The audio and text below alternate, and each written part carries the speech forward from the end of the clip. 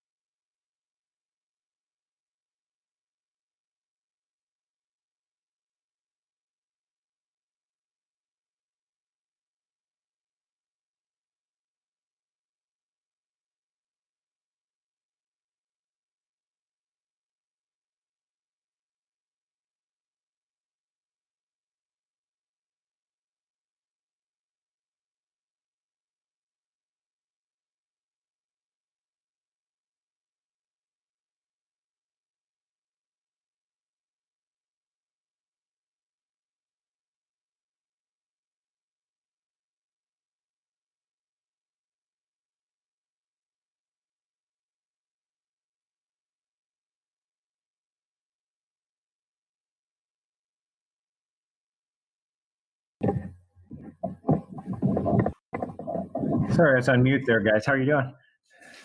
Hi, good. Guys and gals.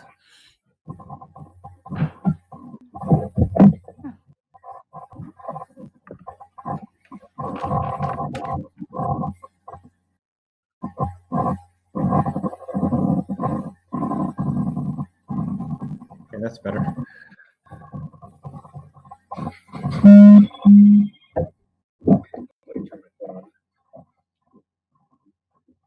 Here's Ryan.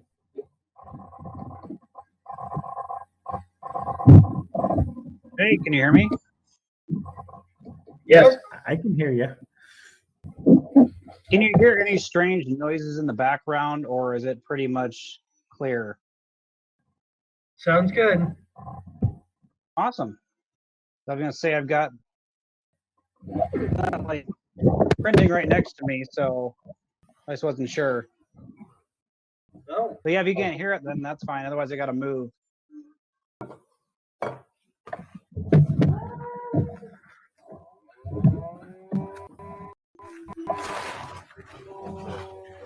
I'm going to be eating while we're having our meeting here, guys. I hope you guys don't find that rude. That's fine. There's nothing wrong with having food while we're having our meetup. Hey, Sean and John. Took me a second. How you guys doing? Good. Hey, John. Hi, how are you? So I guess right there is one benefit of doing this type of meetup. Then you guys don't have to drive all the way from Cedar Rapids. Yeah. Oh, yeah, easier today. Tim, can you grab me a knife and a fork?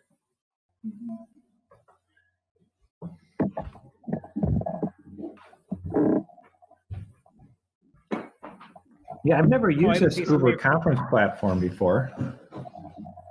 Yeah, I've never used it either. I've used Zoom a couple times these last couple weeks because our family set up a weekly, I guess, family conference call every Sunday at 3 p.m. So our family, even like my brother out in Vegas and everybody, and my grandpa who's isolated, everybody can just kind of get together, visit real quick about what's new in everybody's world. But it's actually pretty interesting.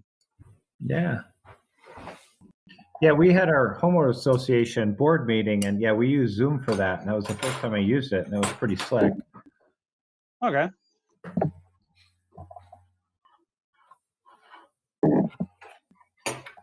And I also heard that virtual happy hours are becoming a thing.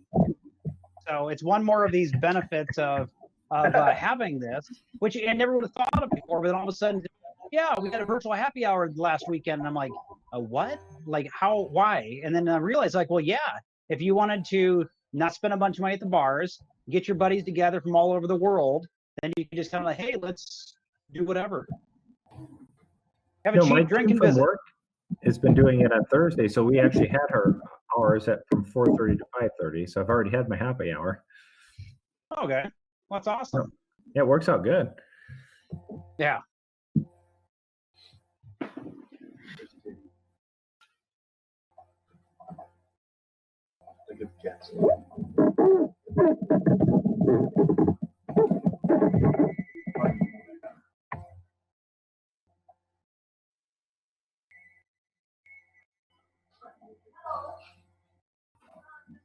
So I know something that's caught on with a lot of these platforms. I don't know if this one has it, where you like click a button and it blurs your entire background. I don't know if this has that feature or not, but otherwise you can look at my shelves. But I just know a lot of them are starting to add that feature somehow.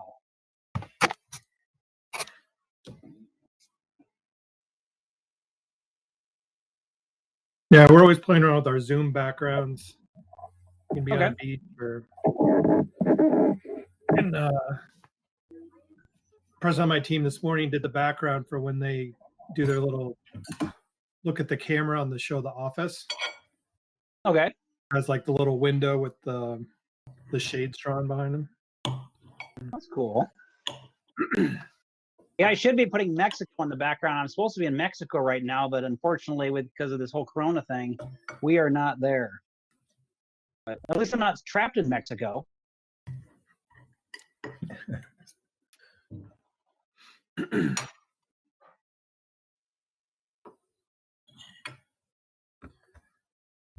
I'm still feeling a little paranoid about eating in front of you guys, but I'm going to at least mute it so you don't hear me chomping. Well, we appreciate that part of it, but yeah, don't feel shy about the eating part.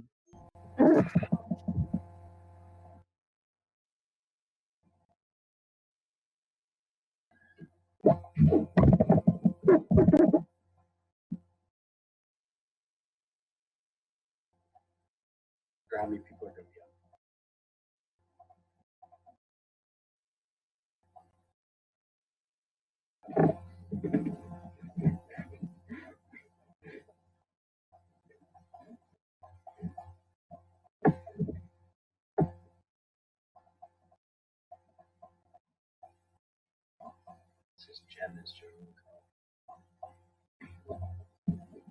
I'll be curious to find out who is the farthest person on this meetup. I see we got Cedar Rapids for sure. We got a Chicago, but I don't know if you're really in Chicago. I'm not in West Des Moines. I'm in Ankeny. I don't know why mine says West Des Moines. It's probably with CenturyLink or something like that. Hey, Mitch. Hey, guys. How's it going? Good. Good. I recognize that background from famous YouTube videos. Yeah, it's actually my new conference room, so it works out well. Hope you guys don't mind. Okay. I'm eating while we jump in here. I'll show you. We got Baby and Justin here too. Say hi, Baby. Hey. Hey, baby. That's cool. Yeah. Yeah. Well, I don't feel alone because I'm eating as well, Mitch. Perfect. There we go. I got God's food. So Chick-fil-A seems to be the official sponsor of all videos moving forward. Hey, 20% more points this month. Right. Yeah. Yeah. Very fine.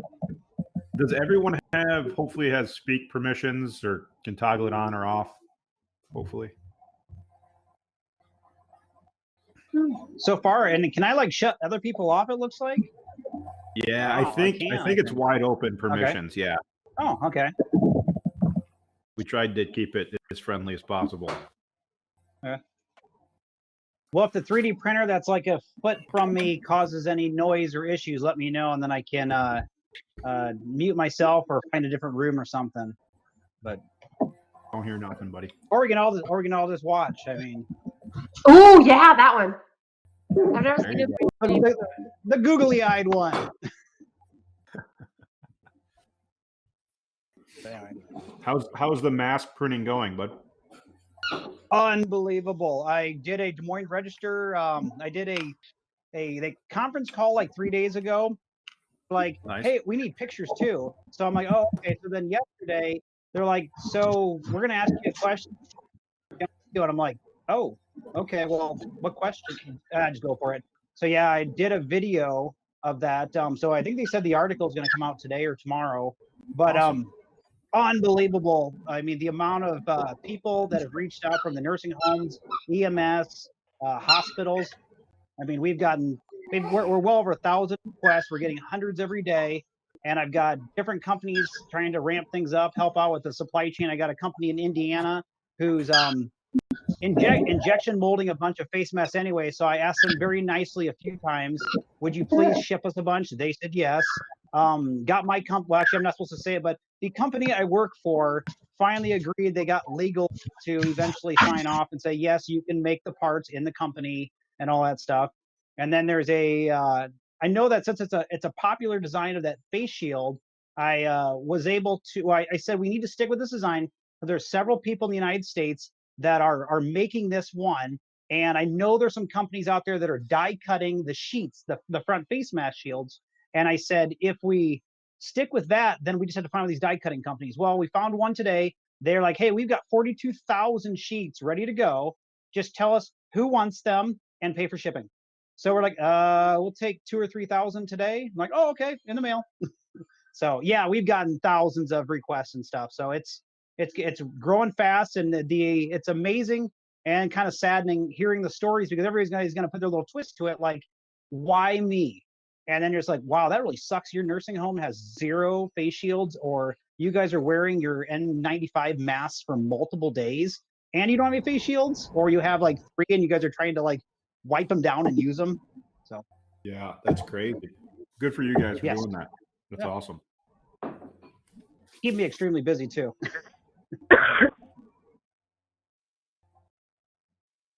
So hopefully Ryan has an idea of how to run this meeting, because I haven't been here for a little while. And I'm just kind of showing up again today. So I just figure we kind of wing it unless Amanda gets on. Usually Amanda's the one that kind of does the good intro and stuff.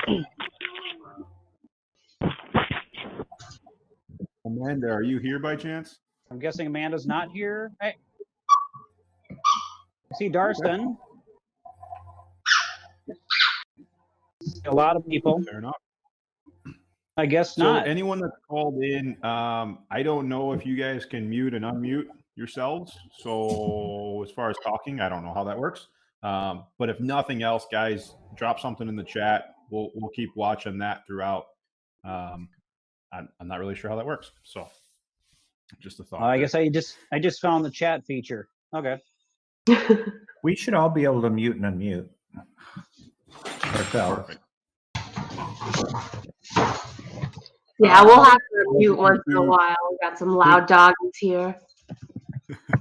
You guys want to do quick introductions? Just kind of go around, tell us who you are, what level of fire you're at or wanting to be at, and kind of what your mental capacity is right now, given what's going on. I'd say go around the table in a clockwise, but I don't really know how that works. So how do we know? Are we all in the same? Am I in the top left corner? Or how does this even work? Or how do we? I think you're always, if you're the person looking, you're always in the top left. So for me, you're in the top right. And you're in the top right for me, and then it's Sean and John, and then Mike, and then Mitch. It totally depends on how it's all set up. So I would recommend Ryan just calling on people and going through it that way. I think that's the best way to do it. Otherwise, you're gonna have to talk it over each other. Okay. Well, I'm Ryan. I'm from Ankeny. I'm several years into fire. I guess that's probably not the right answer either. But I've got a few years until I should hit my fine number. As far as this whole situation, I'm actually probably somewhat excited. I know that's probably the wrong answer for a lot of people, but I think that the idea that this is shaping all sorts of different business models, different mindsets, different habits, just the fact that people might actually like enjoy this type of getting together, and there's just so much opportunity out of it. And I know even like at the last meetup we were talking about the down market and what everybody thinks and all that stuff. I've got a chart at my at work that just shows all of the months of good months and the down months in the stock market, just showing how small those down markets are compared to the up markets. And I'm just thinking, anywhere I can find money to pour into it, I'm just pouring as much as I possibly can. And I'm not the slightest bit concerned. And I guess I also figure I'm pretty I can adapt well. So whatever the situation comes up, I'll just figure it out. Chris.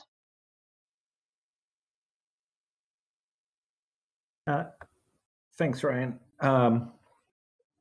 Yeah, that last meeting we had, which would have been our last public one before this all came down. Yeah, everybody in the room was pretty market turned going down even at that time.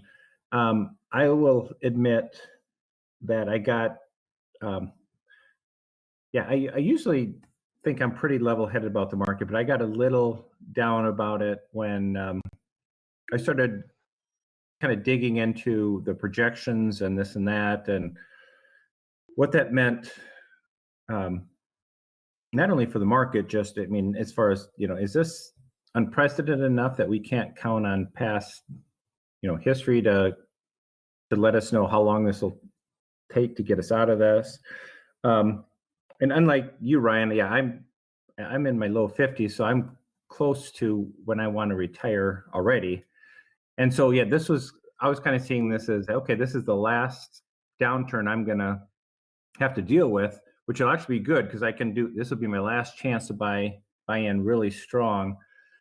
And I think I just probably read too many naysayers and just doomsdayers. I'm like, okay, here's people talking about this might be a 7-year bear market. This might be a dozen-year bear market because we're in unprecedented times. So I'll have to admit, I really started freaking myself out. I think I've kind of recovered from that. Had to sleep on it, think about, I think, yeah, we will get out of this eventually, even though it's going to be painful.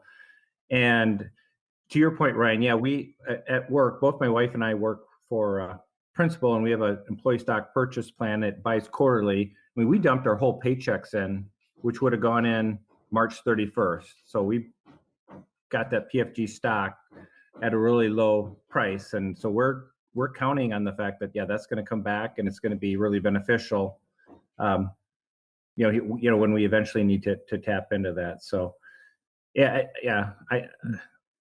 so I haven't been as optimistic as I normally am in down markets as far as, I'm Warren Buffett. Everyone else is selling, I'm buying, but I think I'm kind of come around and realize that, yeah, eventually this will turn around. It's just a really weird time. So it's hard to gauge this against anything else. So yeah, I think they say, this time is always different, but it's never different. And the whole fear sells. I try to give it a new twist, like, well, but this is different because this involves us. Well, people talk about the pandemic of 58 or whatever, and it's like people don't even know what the pandemic of 58 even about. But anyway, cool. Thank you, Sean and John, and Kat. Who's the cat? You got to mute first. There you go. Sean and John and Tigger. Okay. Yeah, so we've been working on the FI thing for a number of years. I don't think we're quite there money-wise yet, but we're working on transitioning into being full-time in our tax lien business. We've been doing some cool things with applying for some of the forgivable grants through the Small Business Administration. The rules are kind of super gray about how many times you can apply, and so since we have 8 companies, we applied 8 times. So we're hoping. Why not? We're hoping they'll really send us the $80,000. That's cool. So that's what we've been up to. Okay, Mike. Mike in North Liberty. North Liberty. If you don't know, that's Iowa City, Cedar Rapids area. My wife's a teacher. She was supposed to go chaperone a trip to Spain during spring break. That got canceled about 2 days before they were set to leave, which I guess is a really good thing, turns out.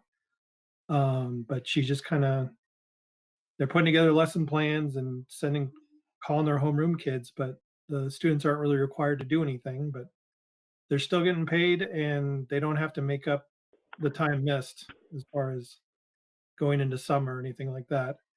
And I have a job that I can work remotely, so we're just continuing as normal.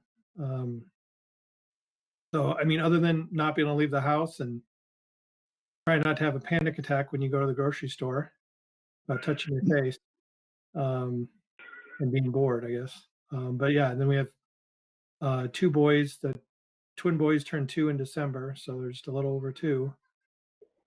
It'd be nice. We can take them in the backyard or take them for a walk in the wagon around the block if we don't touch anything.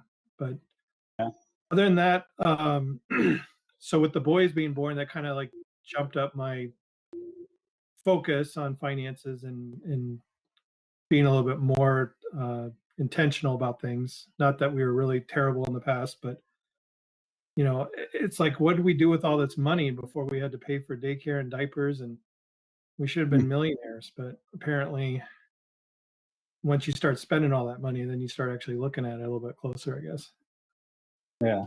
But yeah, I mean, last year the focus was on paying down an automobile that we bought when we got pregnant to cart the boys around in, and beefing up our emergency fund. So those were the two goals we worked on last year.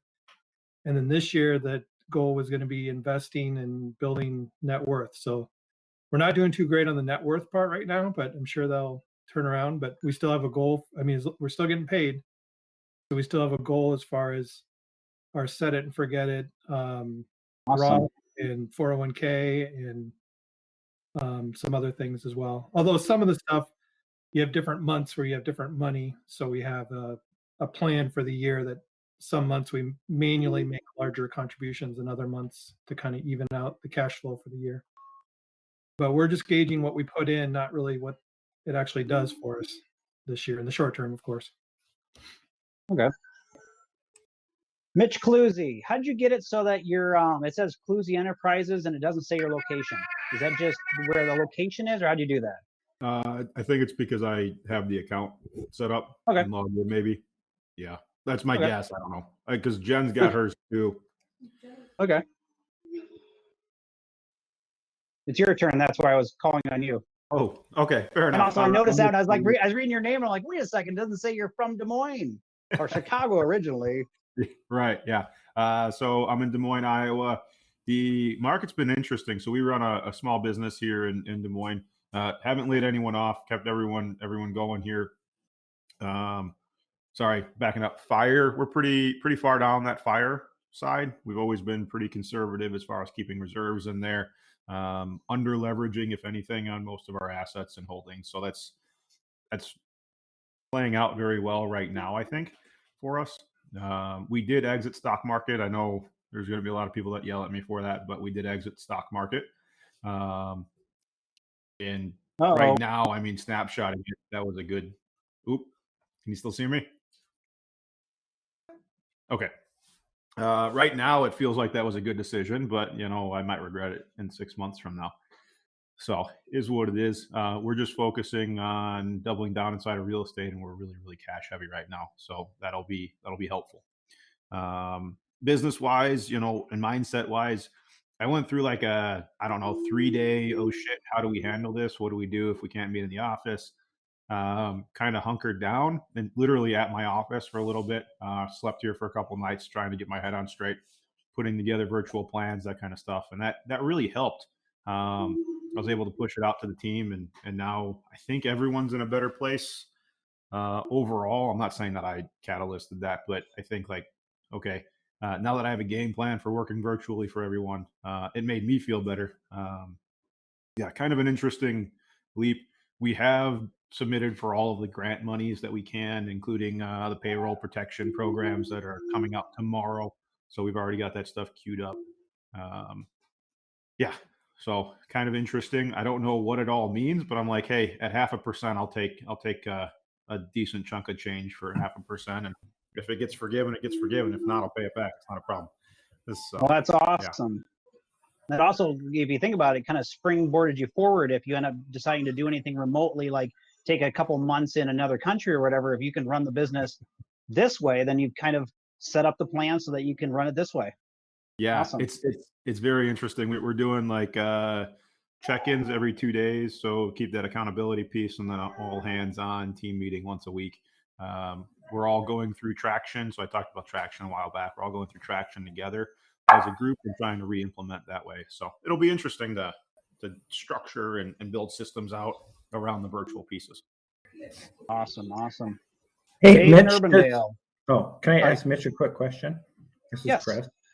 Hey, Mitch, does there's so many people are pressuring the governor to do the shelter in place announcement. Would that kibosh what you're doing, or does that not affect you guys regardless?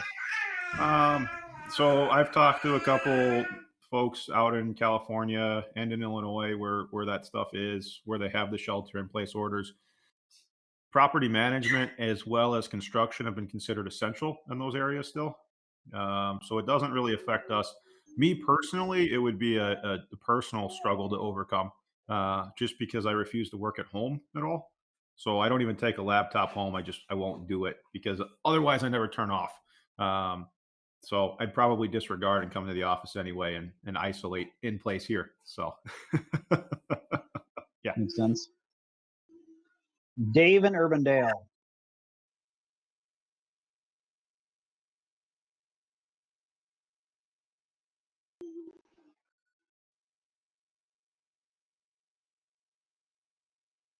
Dave, I see you're unmuted, but I can't hear you at all.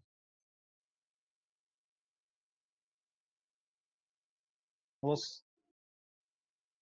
go on to Jared, but Dave, we'll come back to you if you figure out, or maybe you have to call in if you haven't called in. Jared and Altoona, floor is yours. Well, question again. Tired those days. Can you hear me? It's really choppy, but I heard, and it might not be on. It might be on my end too. I'm not sure, but I didn't get much of that. I have pretty good internet. It should be me, but you never know. See, as Phi, I'm very much at the beginning, just kind of trying to get things in place so that way I can have a nice foundation off of.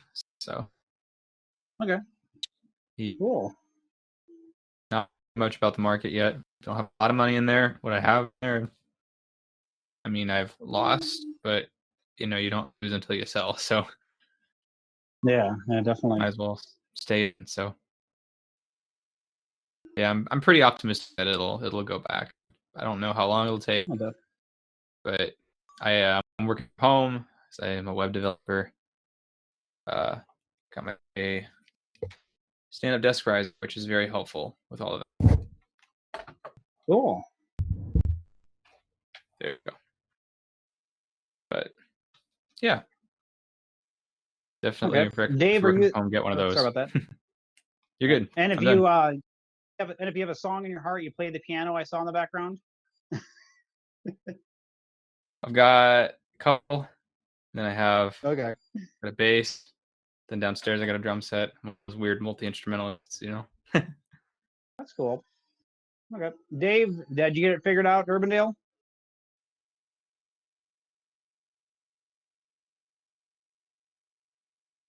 Okay. Diana and Ankeny? Is that Diana right? Yes, that's correct. Okay. So hi.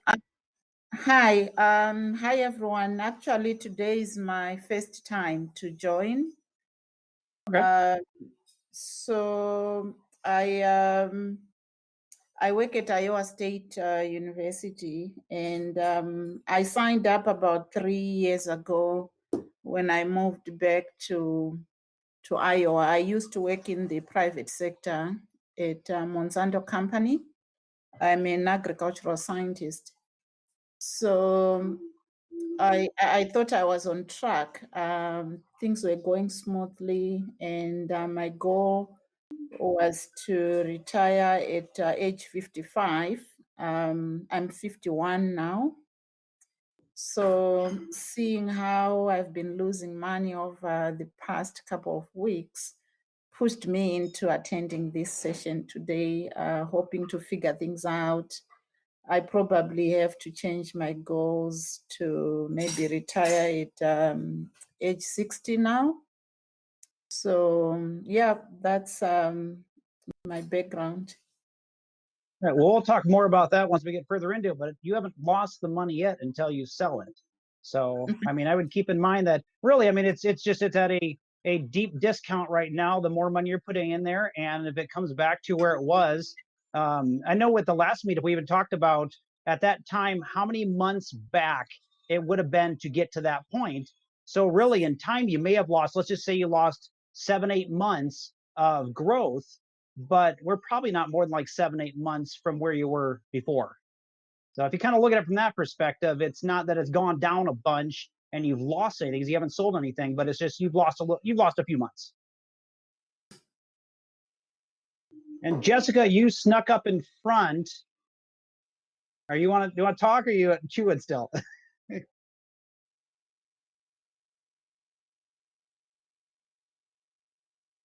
Can't hear you. Nope. No audio. Okay. Ryan Dozer, Des Moines. Can you hear me? Yes. All right, cool. Sorry about this Marlin stuff. Diehard fan. Okay. So where do we start with? 5, where we at, kind of thing? Yep. Just kind of tell us where you're at, kind of what's on your mind, and just a quick introduction. Yeah, so I was lucky enough to figure out this whole fire thing towards probably junior, senior year of college. So I'm about 2 years out now. So luckily when I figured it out, I was putting all the money I had towards student, just to not graduate with debt. So I graduated debt free because I was putting every single penny I had, getting scholarships, all that crap, so I could graduate debt free.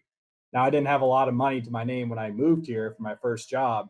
But looking back, it's a hell of a decision. So I would say I have a pretty decent start for my age where I'm at. I've been buying like crazy lately, probably too much, draining my bank accounts.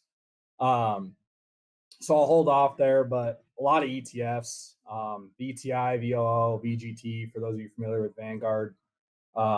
That's kind of been where my money's been going right now. And it's just everything I do is long term. So that's just how I gotta sit there, not check it, and not be checking the media, do a detox. I follow Jim Cramer too much. He's getting me to buy stuff. But other than that, things I'm just plugging away. I mean, what I do for work, we're actually booming right now. We work in the cord cutting space. So the streaming world's just taken off. So work's been busier than ever. I'm actually making more money now through bonuses and traffic to our site and all that stuff. So I'm feeling extremely blessed to be in this position right now. Yeah, and all sorts of new technology are emerging. So you're right there on the forefront of that. That's awesome. We cover it all. So troypoint.com for those interested. Okay, cool. Devin Ames. Hi. There you are. Can you hear me?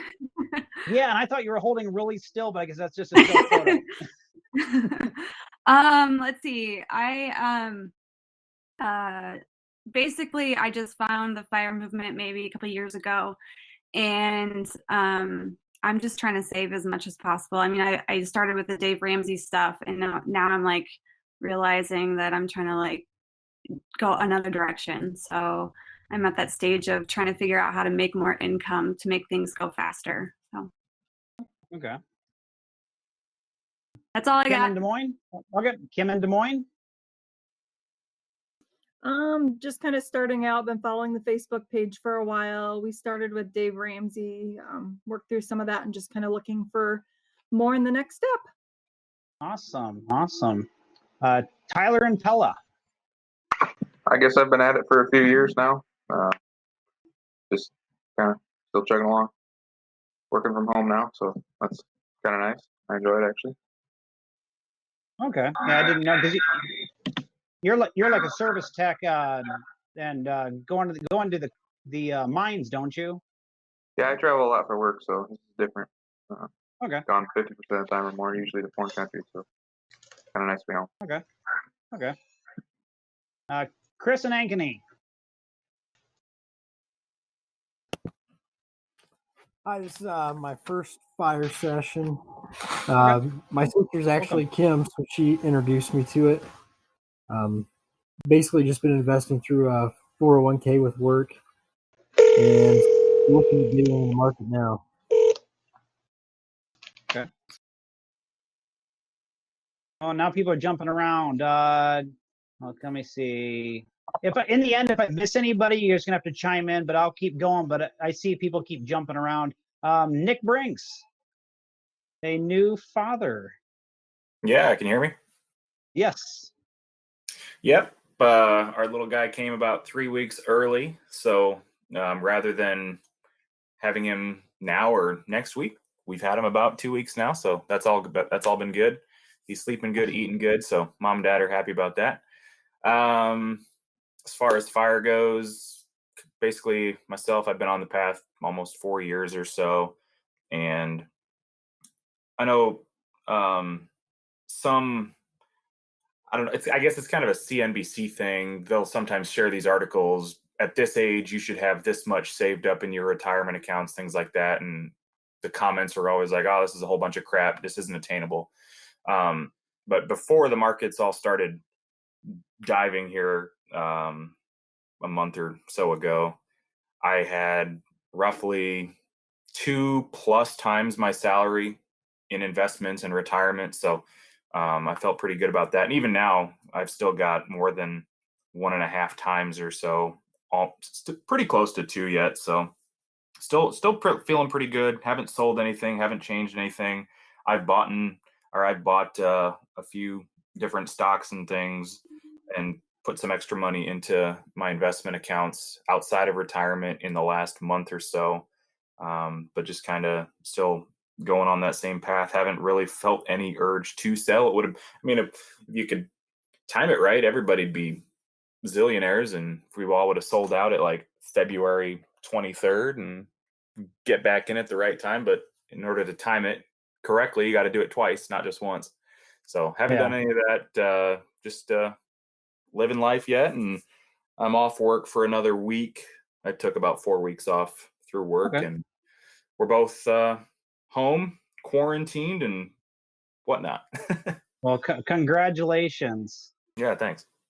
Yeah, I know there's a lot of people that when they got to like 2010 and kind of on after that, they would talk about that 2008 just happened to be the time they didn't know any better and didn't know much of anything other than they end up having money conveniently at that time, and they just dumped it in because they didn't know what else to do with it. And they say that was one of the greatest things that happened to springboard them forward was by having that. So this could easily be another one of those times. And I know a lot of people will say that the uncertainty of all of this is what is really panicking the markets and people in general. So once we get a little more certainty and stuff, when we look back a few months from now, there might be a lot of people like, oh man, why did I ever sell? Or why did I not just buy that? I mean, I'm not saying dump all your money in, but you know, I would not pump the brakes because of the market going down.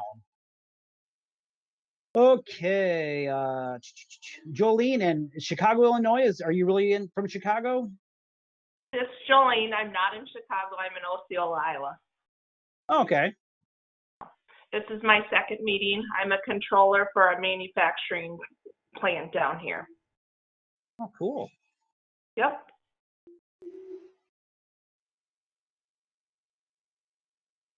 Okay. Dave in Urbandale, you gonna come back on this time and we're gonna be able to hear you? Dave.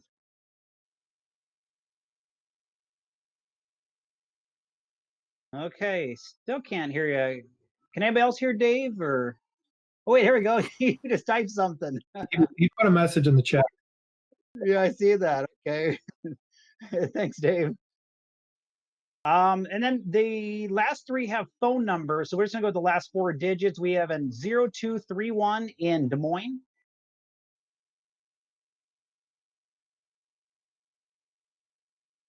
Or we'll go on to the next one. Oh, here we go.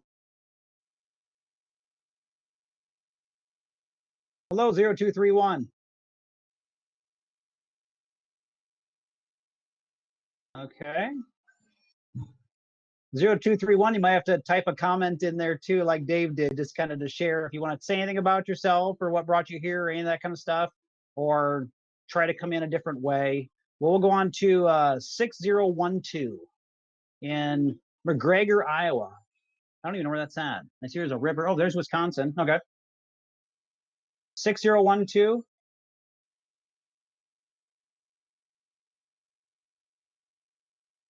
Let me try to unmute you. Oh, there you are. Oh, you were there. I've just unmuted you. I don't know if that'll help any. Yeah, I think that helps. Hopefully, can you hear me? Yes, I can hear you. Or we can hear you. Okay. Okay. I'm originally from Guttenberg, so that's probably why it's showing there. But I live in Cedar Rapids now, and I'm pretty new to the FIRE movement. I would say like 1 or 2 years, but I've always been interested in investing as much money as I could possibly in my 401k, and so I'm just trying to expand that. this whole thing luckily hasn't really hit us yet. Like my husband and I, we both still have our jobs, and I'm still trying to save as much as I was saving, if not more. However, unfortunately, my parents are at an age where they're about to retire, and my dad just told me the other week that his financial advisor told him to stay in the market one more year because he wanted to get out. And this was like probably at the end of last year. And he said, just give it one more year. And my mom's retiring at the end of this year. So that kind of sucks for them. But otherwise, just trying to deal with all the emotions that everyone's dealing with right now. Yeah, definitely. There's a lot of emotions going around there, and a lot of people feel very isolated. And this kind of stuff really helps too for people that have some sense of purpose and a goal together. Then you can get a chance to there's no judgment here. If you want to share how you feel, that kind of stuff or whatever, then it's a group, or even on Facebook, they'll add a whole group if you've got questions, concerns, or hey, how do I interpret this article because it's really freaking me out? Just go ahead and post on the Choose 5 Des Moines group. We've got 2474 in Des Moines.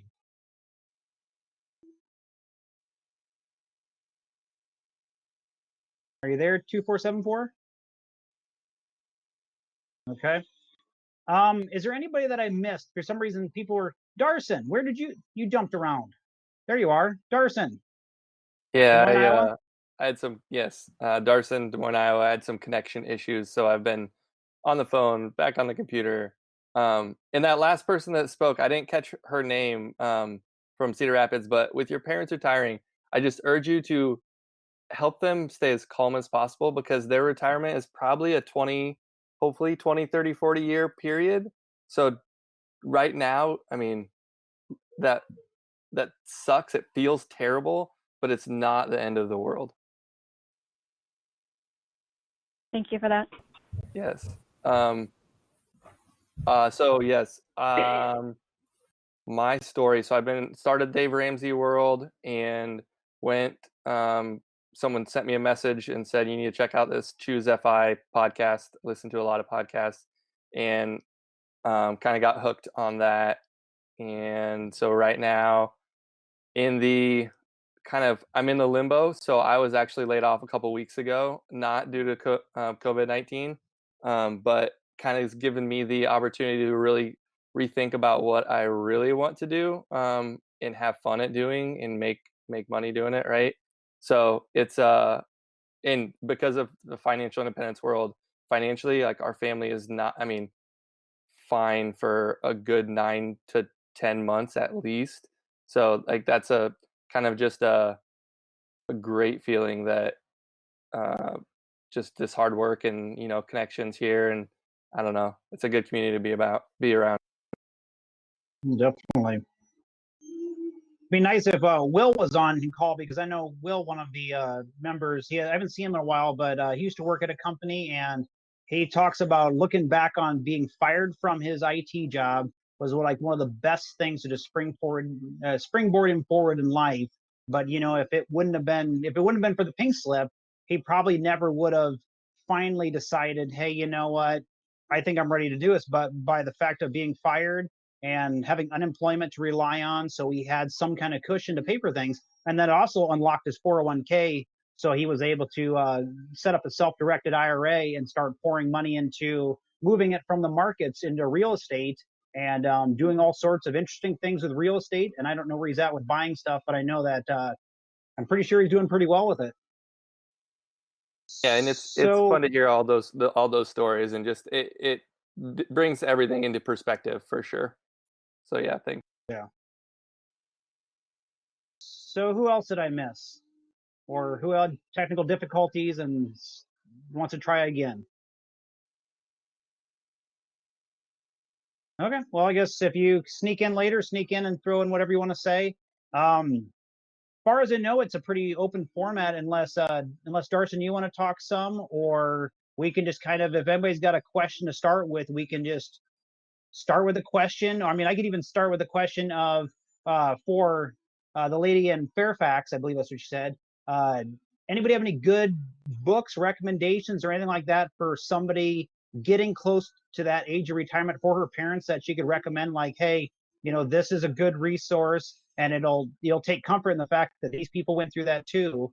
There's got to be something out there, or something in the Dave Ramsey world even, where it's just kind of one of these, it might be a few bumpy months, but there's a pretty good chance that a year or two from now there'll be a nice recovery. So as long as they structure what they have properly, then or find a different means, like we talked about in the last meetup, just different ways to bridge the time when the markets are down, so you're not pulling away from lower priced funds at the time. I guess that's probably the wrong word to use there, but just ways to kind of hedge that point until the markets recover, or at least get to a better area when things are a little bit less certain.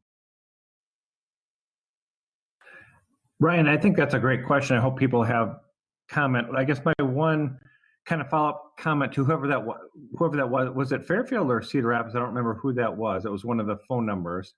But my concerning, the thing that concerned my ear when I heard that was that if they were really planning to retire in 1 year, I mean, that's a short-term investor. So I'm hoping the thought was they still were projecting out maybe to retire in 4 or 5 years. And the financial advisor was saying, yeah, 1 more year in the market, and then we'll start realizing you're short term, so you need to start drawing out. So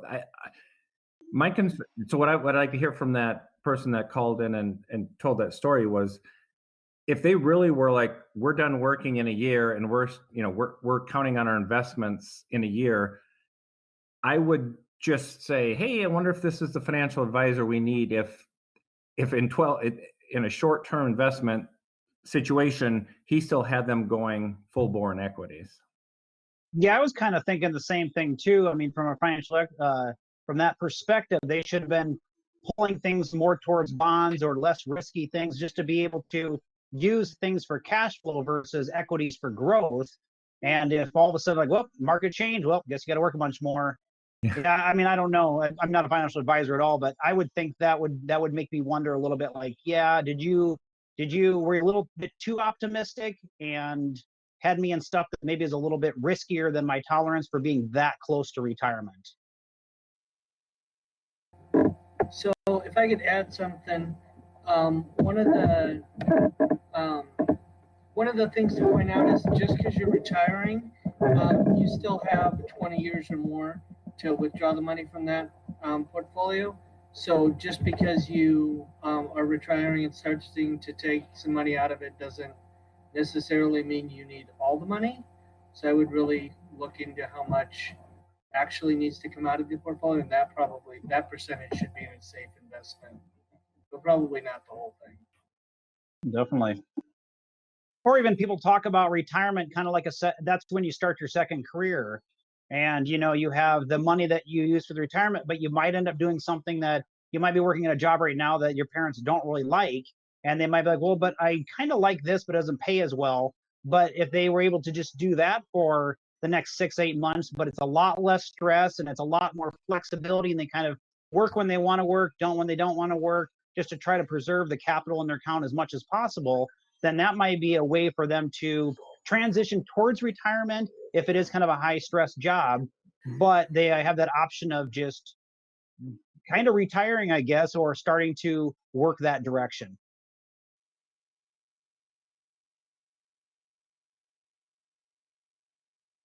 So I heard this concept today. It was on a podcast that someone on my team had shared. It's called Mule versus Magician, and there's a whole coaching program around it. But the concept of working hard versus kind of organizing systems and whatnot around what you're doing. And I think a lot of people equate the W-2 with like end game, right? We'll sit here, we'll do that forever and ever. And we allow the market to kind of control what we're doing. At some point, you have. Do I want to be fully reliant on? Sorry, I've got a kid screaming in the background. I apologize. Do I want to be fully reliant on that W-2, or is there something more that I want to do? Right. So I'm not knocking 9-to-5 jobs. Don't hear that wrong. But I do think that we should all at some point take possession of that, whether that's in retirement or whether that's present day. But there's definitely some element that should be considered there. So for your parents, right, embrace the opportunity that's in front of them. Look at the market and maybe say, is this where I want to put my money and forever be tied to, or is there something else that I want to do? I don't know what their hobbies are, but everything's monetizable, right? Oh yeah.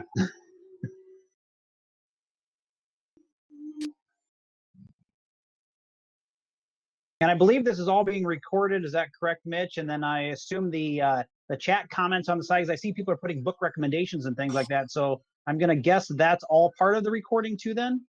Hopefully this time is recorded so I don't have to re-record something, because this is going to be difficult to summarize, guys. So Yeah, as I say, I'm not taking a single note here. I'm just relying on the fact that it's being recorded and everything's being captured. And then also, if anybody says anything like, I'm really scared about how things are, then they can go back a year from now and say, you know what? I don't know what that was even founded in other than the media, because I kept seeing that bias in the media because they were drawing me into, like I used to make a habit of looking at CNBC. That was like a daily thing at work. I haven't looked at that in months, if not years, probably a couple of years now. But yeah, I mean, always the headline stories are always shock and how things are great or horrible or things are different, this kind of stuff. So it's just kind of capturing all this in time so we can look back on it someday. Is there anyone that's keeping a journal of how they feel right now, just so that you can look back in the next, period of time and be like, oh yeah, that's what it feels like to have a huge downturn and know where my money's at, I guess? I've not. No, but it's a good idea. It's a good idea. I know Terry from the RE meetups, he posted like 3 things on Bigger Pockets. It was kind of like journaling his real estate venture, I guess you could call it. And I read it a while ago, and I was thinking how interesting that is. And I could see where, and I don't know how he's doing with things right now, but I can see where if you were to look back and say, yeah, I mean, I didn't know shit about shit. And I put it in the journal like, yep, I totally got taken that time. But then you look back on that and say, yeah, I was naive and I did all sorts of things. But man, it's true, was what led me to this area right here. Even talking to a person today, that his business folded because of this whole thing already. He had to close it. He had to he couldn't make the last payroll part, and he was like, oh man, shittiest thing in the world. And I'm the optimistic, and I'm like, I apologize, Roy, this is the way I am. But we talked for a while, and he's like, yeah, it's really bad now, but I can see a few years from now, I mean, this is probably the hardest thing I'll ever go through in my life. And I'm going to look back on this as the growth opportunities. And he wanted to always start this restaurant. And now he's like, it ended up being a burden a little bit, not saying I would ever want it to go under and go under the way it did. But now I did it. And now I know that I at least tried it. And when I'm 70, then I'm going to always know at least I did what I wanted to do because I had a passion for food. And there's just so much growth in that. And I recommended The Obstacle is the Way and the book by John Maxwell, Failing Forward, as 2 good books right now when going through that kind of situation where you just really feel down about the whole thing. But I think I read Failing Forward 3 times over time. But it's a really good book. And if you've got a really shitty thing, like I remember getting fired from a job, and it was like a huge misunderstanding. Doesn't really need to go into that end of it, but my wife was stay at home and our daughter was 5 months old. So I remember calling, because I remember getting pulled into the office like, really? You guys are firing me? Like, really? You guys think that I'm like going to steal your company? Really? This is everything just is almost surreal. And then I went out and called my wife and I'm like, hey, honey, I just got fired. She's like, oh, come on, seriously. No, really. You're messing around. I'm like, no, I just got pulled in there and they just fired me. And I'm like, well, she's like, well, what would you do? And I'm like, some big misunderstanding. And then the whole telephone game where one person tells a story and then it gets told again. And this person, they're like, oh, so your neighbor is the founder of the company? Well, that's strange. You got fired for that? Well, yeah, I didn't know you could get fired for that. But yeah, it was a very oh crap. And then not long after that, they laid a bunch of people off because that was the timing of the economy. So it kind of feels like where it's at right now. So it was hard to find a different job. But I also know that I can find ways to hustle. And I was actually making more money than I was making there just by doing little side things. I'm like, hey, what do you guys have available? And one person's like, well, have you ever tended bricks before? I'm like, I don't know, but I can tend bricks for a few weeks. So I learned how to, be a brick mason. It's just kind of strange things like that. But yeah, I mean, I didn't document all that stuff, but I mean, it would be interesting for anybody that's going through a time right now where you're just kind of, and it might just feel good to just journal in general for people that do journal, just kind of to get it all out there, get your fears out there, and you just kind of be able to look back on it. And as it gets better, and know that everybody's gone through these tough times. It's just, you gotta, I wish I could remember the quote right now, because I told somebody recently, and something like the something for success is going from failure to failure without losing motivation and momentum, or something like that. And it's kind of that. It's just keeping a very positive attitude in all of this, and just looking for the opportunity. There is opportunity in all of it. Sorry, next person. So one quick comment. My wife Jess, who's feeding the baby right now, always uses the term fat gas. So it in relation to trying to control what's going on around you, fat standing for feelings, actions, and thoughts. We can't control those things, right? From other people, we can only control them ourselves. And if we try to, it just results in guilt, anger, and sorrow. And what we're seeing right now is like a national level of people trying to control other people's thoughts and actions and feelings, right? And that's creating this massive anxiety. So Darson, your question about journaling, that's awesome. And I'm not doing it, but I literally will start tonight. And it's kind of cool because we've video chatted a lot. So like to our team, right, we express how we feel. Like that's how we started our meetings as a team group is, how do you feel? What obstacles did you have this week? What's going on? Kind of in that thought. So I'll have to go back and try to capture some of those in the moments. But what it has done, like the phoenix, if you will, of this all, is it's relit like that drive. It's like your back's against the wall. Like, what do we do to scrape and get out of this? So it got rid of some of that complacency, or that status quo of everything's going great, I don't really have to do anything, we'll just coast through it. Really reignited that for me. So there's some benefits inside of there. Definitely. And I know that Jesse's that fat gas is on the long shared document. I remember you added that one time. So word for word, that's all on there.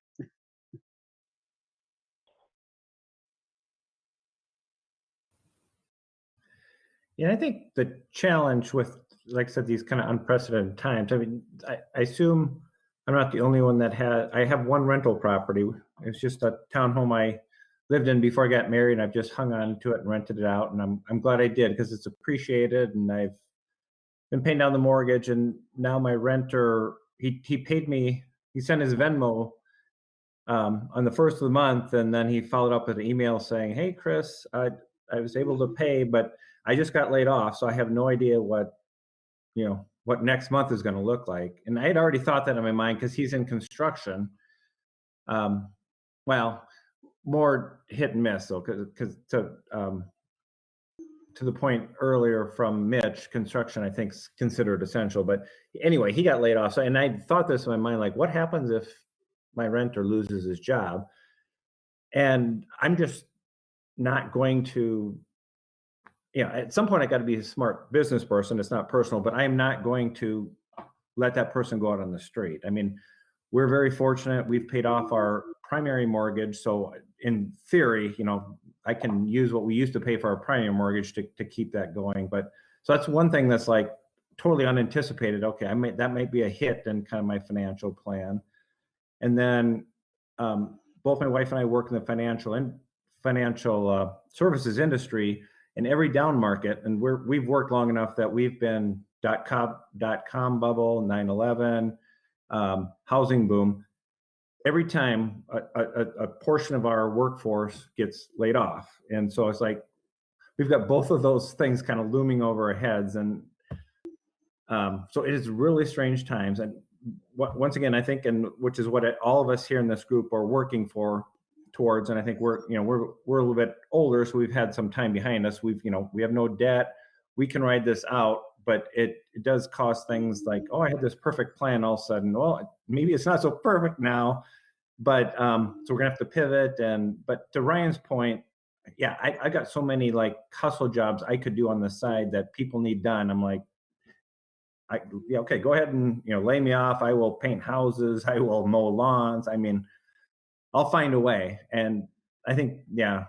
So it's just you kind of have to find your way. Yeah, I'm just trying to keep a positive attitude and all that. Well, with like your tenant, there should be like $1,200 coming his direction soon. There's unemployment that they changed all the rules on a lot of that stuff, so he's at least guaranteed that.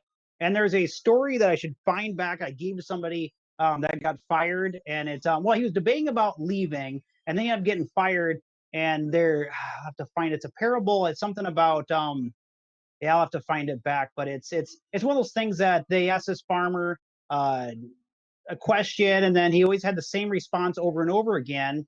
But it went from like he found some horses, and they said, "Wow, you're like the luckiest person in the world." And he's like, "Well, we'll see." And then all of a sudden, the farmer's son tried taming one of the horses and fell off the horse and broke his leg, and they're like, "Oh, that's so horrible," da da da. And he's like, "Well, we'll see." And then they go into war, and they were drafting all the kids about his age, but because his son had a broken leg, he didn't have to get drafted. And like, well, that's you're so blessed that it happened. He's like, well, we'll see. So it's just one of those things. Like, there's things that are always happening. It's just a matter of the perspective and how it happens. And also, if you look in the Mitch's comment, your construction worker losing his job may be the best thing that ever happened to him.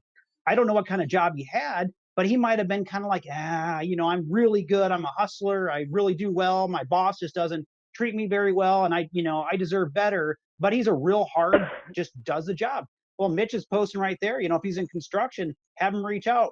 We're booming. I mean, he might tomorrow have twice the work and decent pay and the whole thing, and might be like, wow, never would have guessed that would happen. But it's this disruption of our day-to-day and our habits that I think is just really exciting, because I think a lot of people just kind of kept going from day to day. Well, I was going to the same job, but then all of a sudden they get laid off.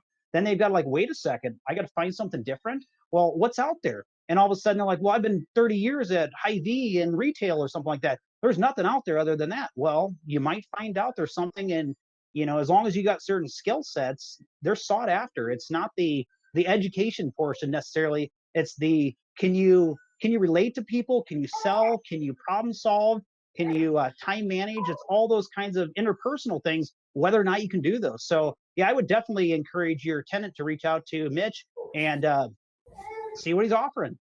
And I don't know if anyone else here has real estate, but now's the time to be, in my opinion, do it however you want. Now's the time to be compassionate with tenants. So before the government announced anything, we had already sent out, hey guys, if you pay on time this month, we're going to give you a $50 credit towards future rent, whether you want to use it now or apply it towards accrued charges. We also pushed out, we said, hey, we're waiving late fees this month, just preemptively. And lo and behold, not everyone, but most people have already paid rent that's due by the 5th this month to take advantage of that small incentive. And we haven't announced it yet, but my gut says we'll do the same thing next month. And for us, that makes a lot of sense. We're giving away, for managed property, we're giving away a percentage, or that $50 is coming out of our management piece, but it's building the relationship both with our landlords as well as with our tenants, right? And it takes off some burden to people. Yeah. And if you do that, just make sure you make a uniform stance on it. Don't haphazardly apply that. I've seen a lot of people saying, "Oh, we'll use security deposits towards rent." Don't do that either. Like, look at the legality, guys. Don't start making quick hit decisions for those things. But now is really the time to build relationships if you haven't built them already. And remember, there's some federal guidelines that came out that don't necessarily let us be or follow previous protocols as far as eviction goes or anything else. So keep that in mind.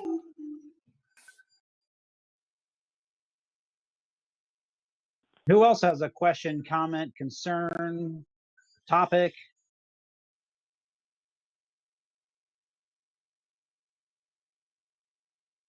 Open just about anything. So throw your question out there.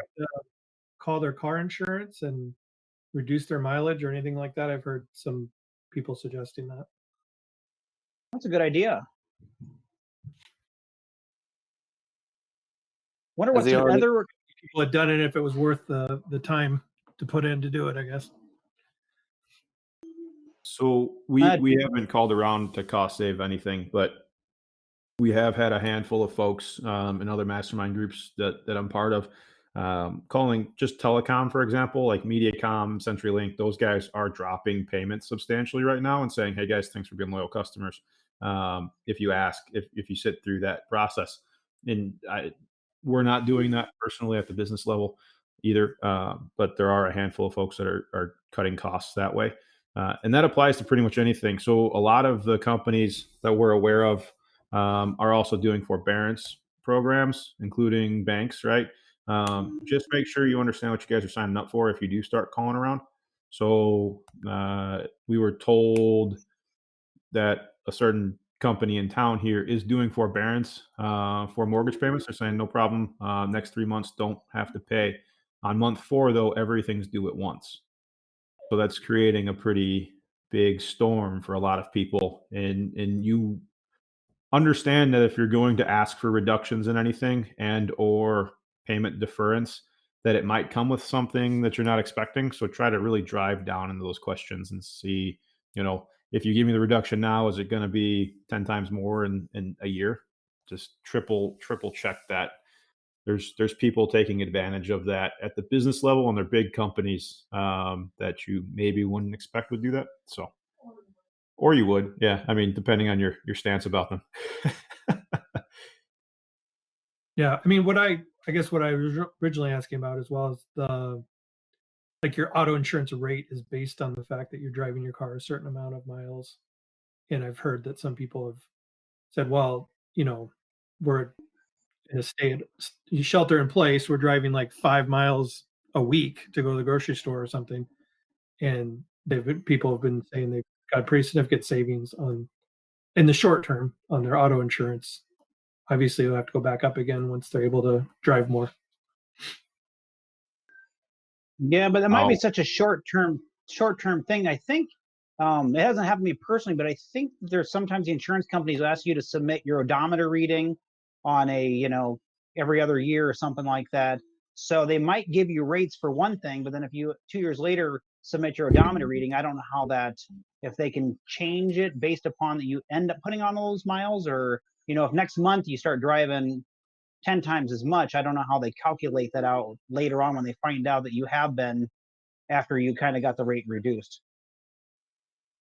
Yeah, one other thing that I did hear is life insurance right now. You can get some decent policies, no qualifier. So previously uninsurable folks might be able to get some life insurance if that's a thing for you.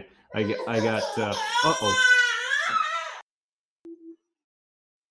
my insurance guy reached out. He's like, "Hey, do you want some insurance?" I'm like, "Nah, still good on that, but $10,000 for I think $60 a month or something." No questions or anything else. So if you need that, it might be a good time to reach out. I think that was through AAA. Jones Insurance here in town called me about it. Cool.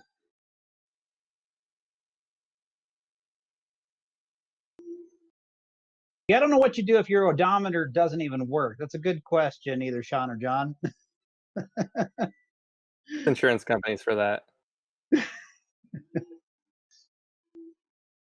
Who else has something?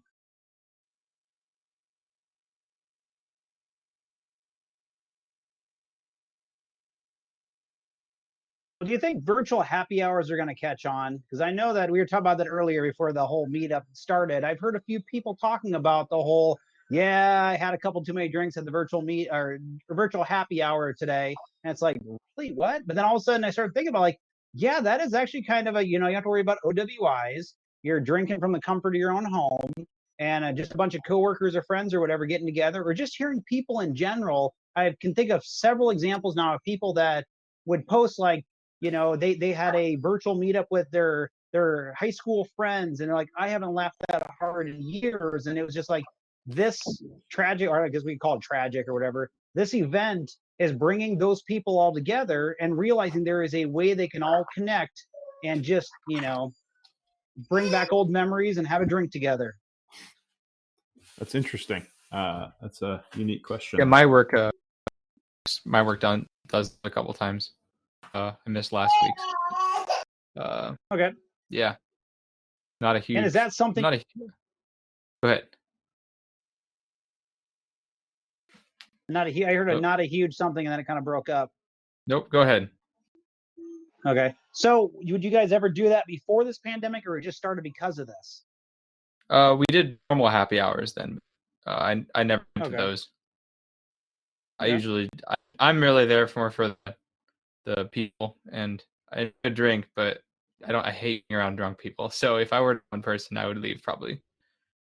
Yeah. Other people do. Well, if it's virtual, you just hit a. If it's virtual, you just hit a button, say, "Okay, guys, bye," click. You know, it's not like you gotta like get awkward and leave, or my connection's bad, I gotta go. But yeah, I don't know. It's Exactly. just one of those interesting ways to connect that we probably wouldn't have done before, or even people. I was talking to somebody recently that she used to play. I guess Dungeons and Dragons is an online game, but I assume it's like It's World not of usually Warcraft, whatever. online. Not usually online, Oh. but because I play that Okay. too a little bit, and but Okay, yeah, people have definitely done that. But yeah, she was saying that she must have played it years ago in college, and I don't know if it was some of the same people she used to play with or if it's different. But she's like, "Oh yeah, I haven't done that in years, but just bored at home, didn't know what else to do, so I got on there and connected with some people, and how much fun she had." She's like, "Yeah, I can see people getting addicted to that maybe have broken that habit. But I mean, if you're at home, you're lonely, and you're trying to figure out what to do, I mean, there's one more way just to connect with people and entertain yourself." Right. If you don't know.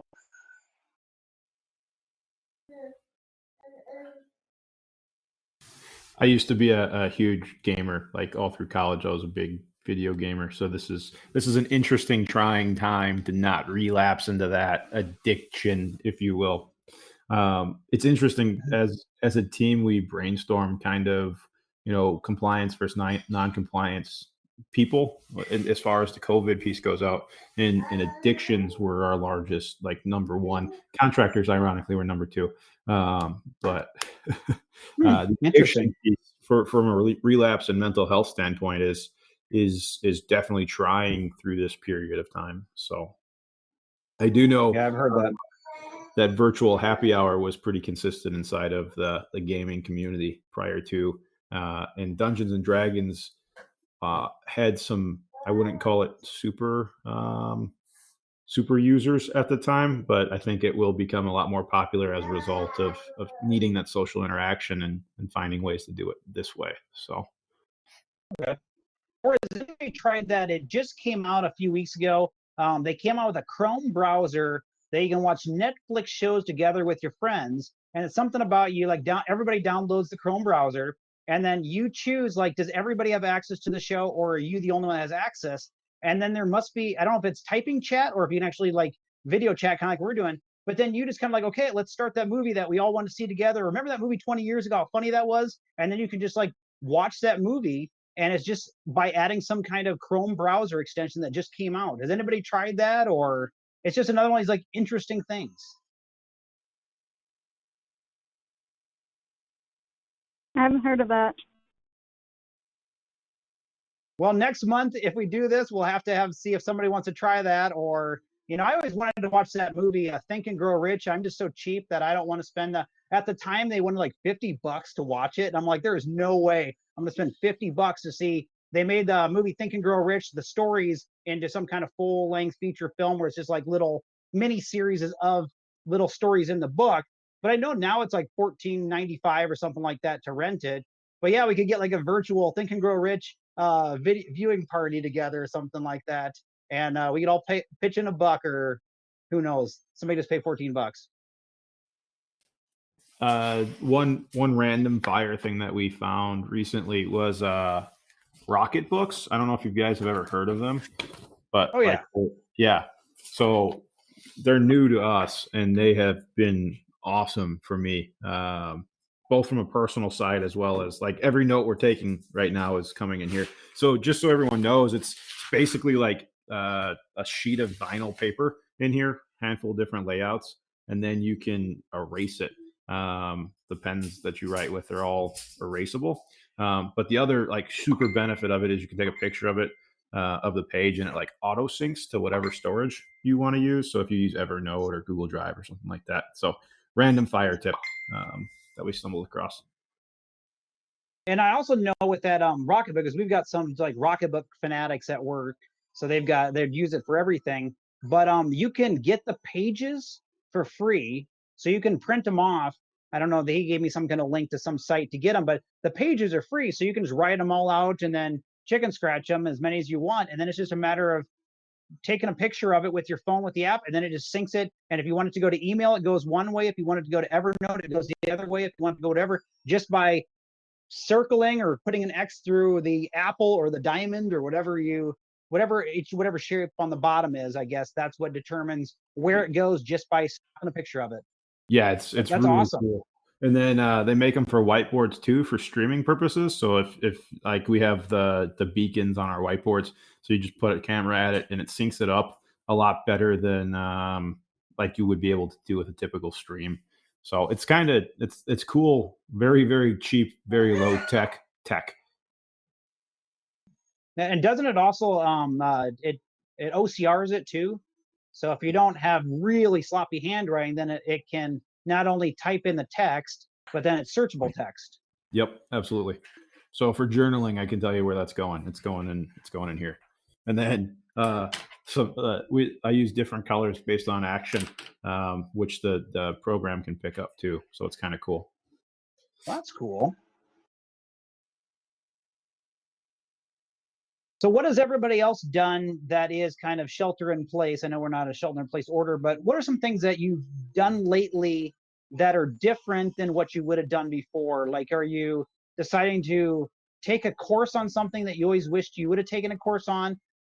Cleaning up the room that you've been putting off for way too long? Whatever along those lines. For me, I'd say cooking. I normally would never cook anything, or not very much anyway, but I've been doing a lot of grilling and cooking in the house. That's I cool. haven't been out to eat since this whole shutdown, I guess. You're trying to just make like your basic meals, or you're trying something that you're like, it might not even turn out, but I'm just willing to be adventurous and try something just unbelievably crazy? A little bit of both. Okay. How about anybody else?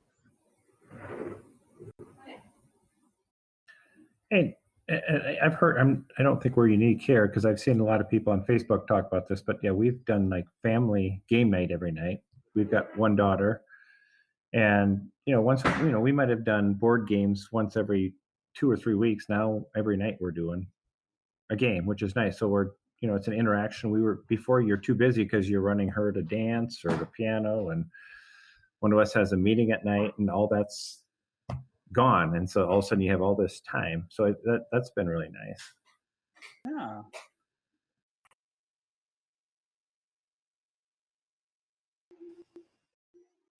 Anybody else or another?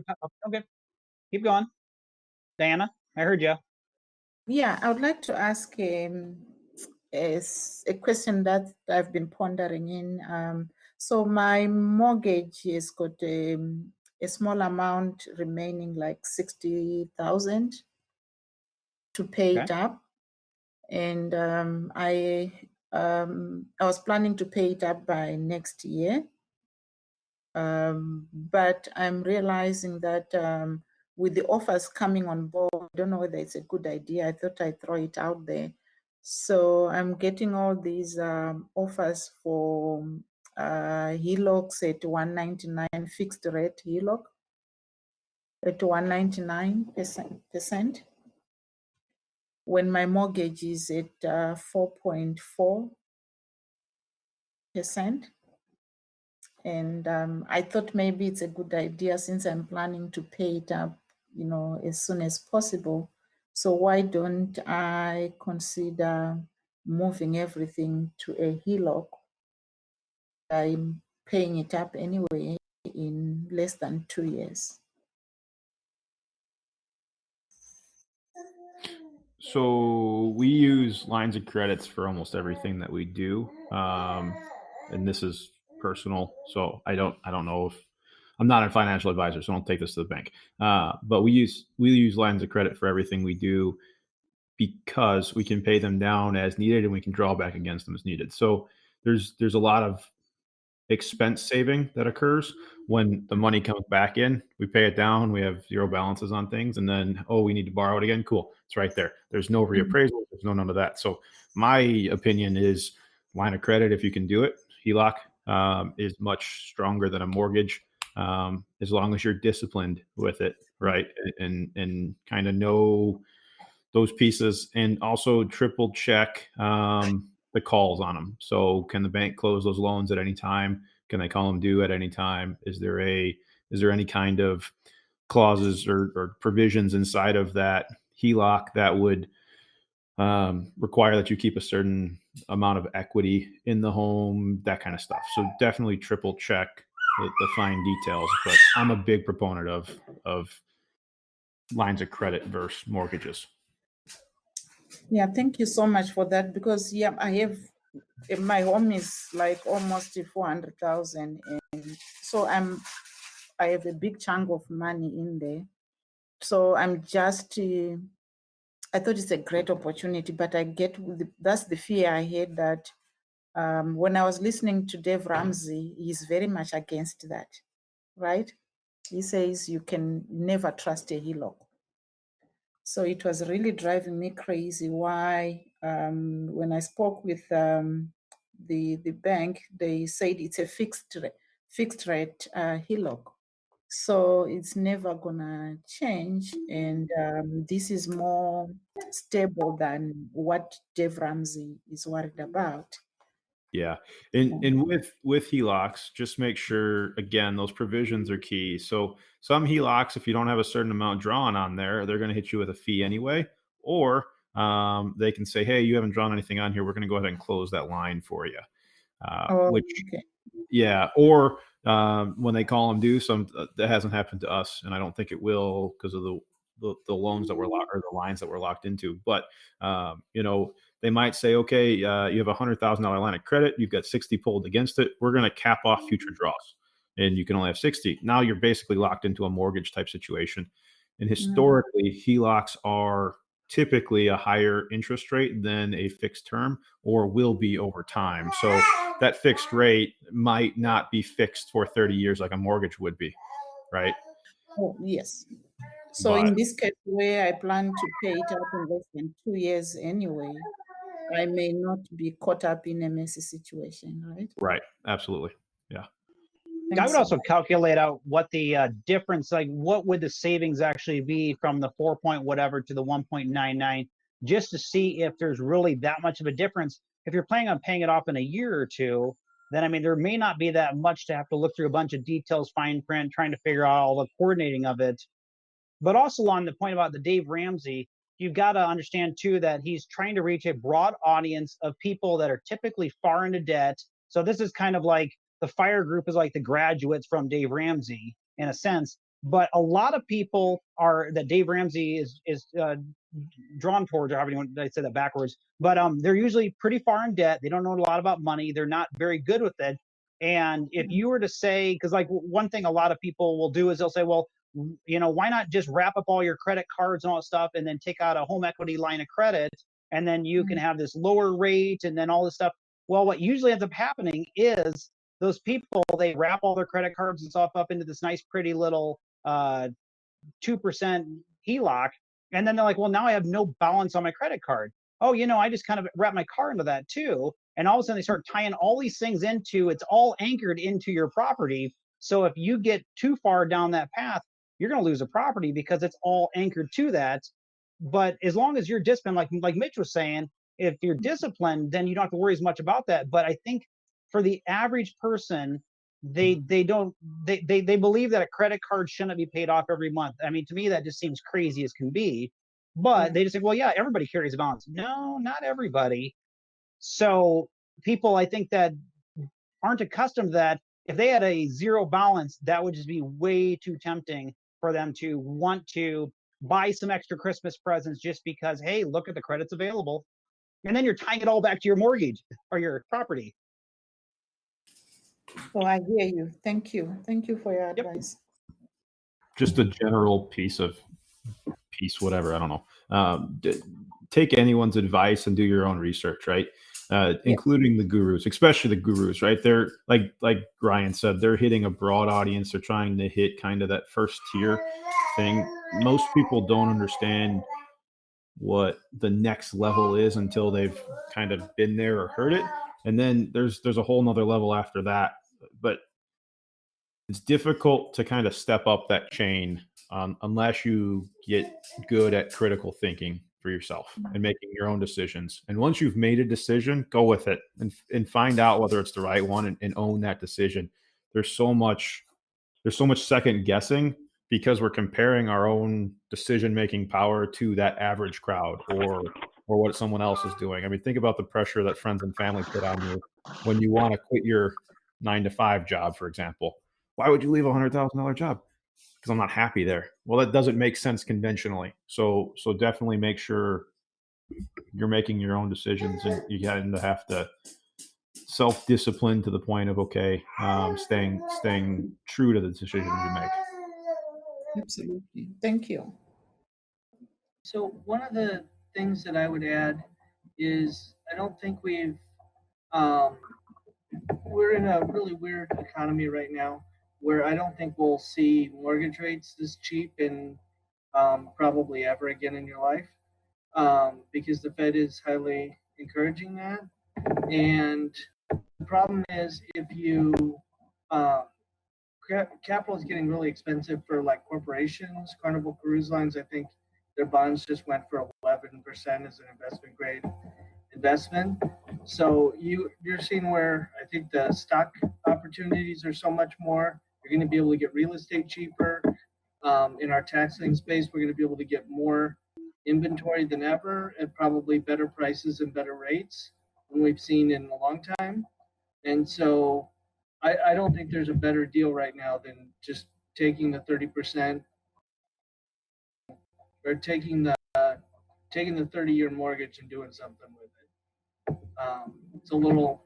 I'm a little riskier, but in your situation, I would take the whole full 400,000 out and get a 30-year mortgage on it and invest it. But that's what I would do. That's probably more aggressive than you want to be. No, yeah, for me, I just want to get rid of, pay up the mortgage, not have any debt at all. And then my next step was then to try and go into real estate investment.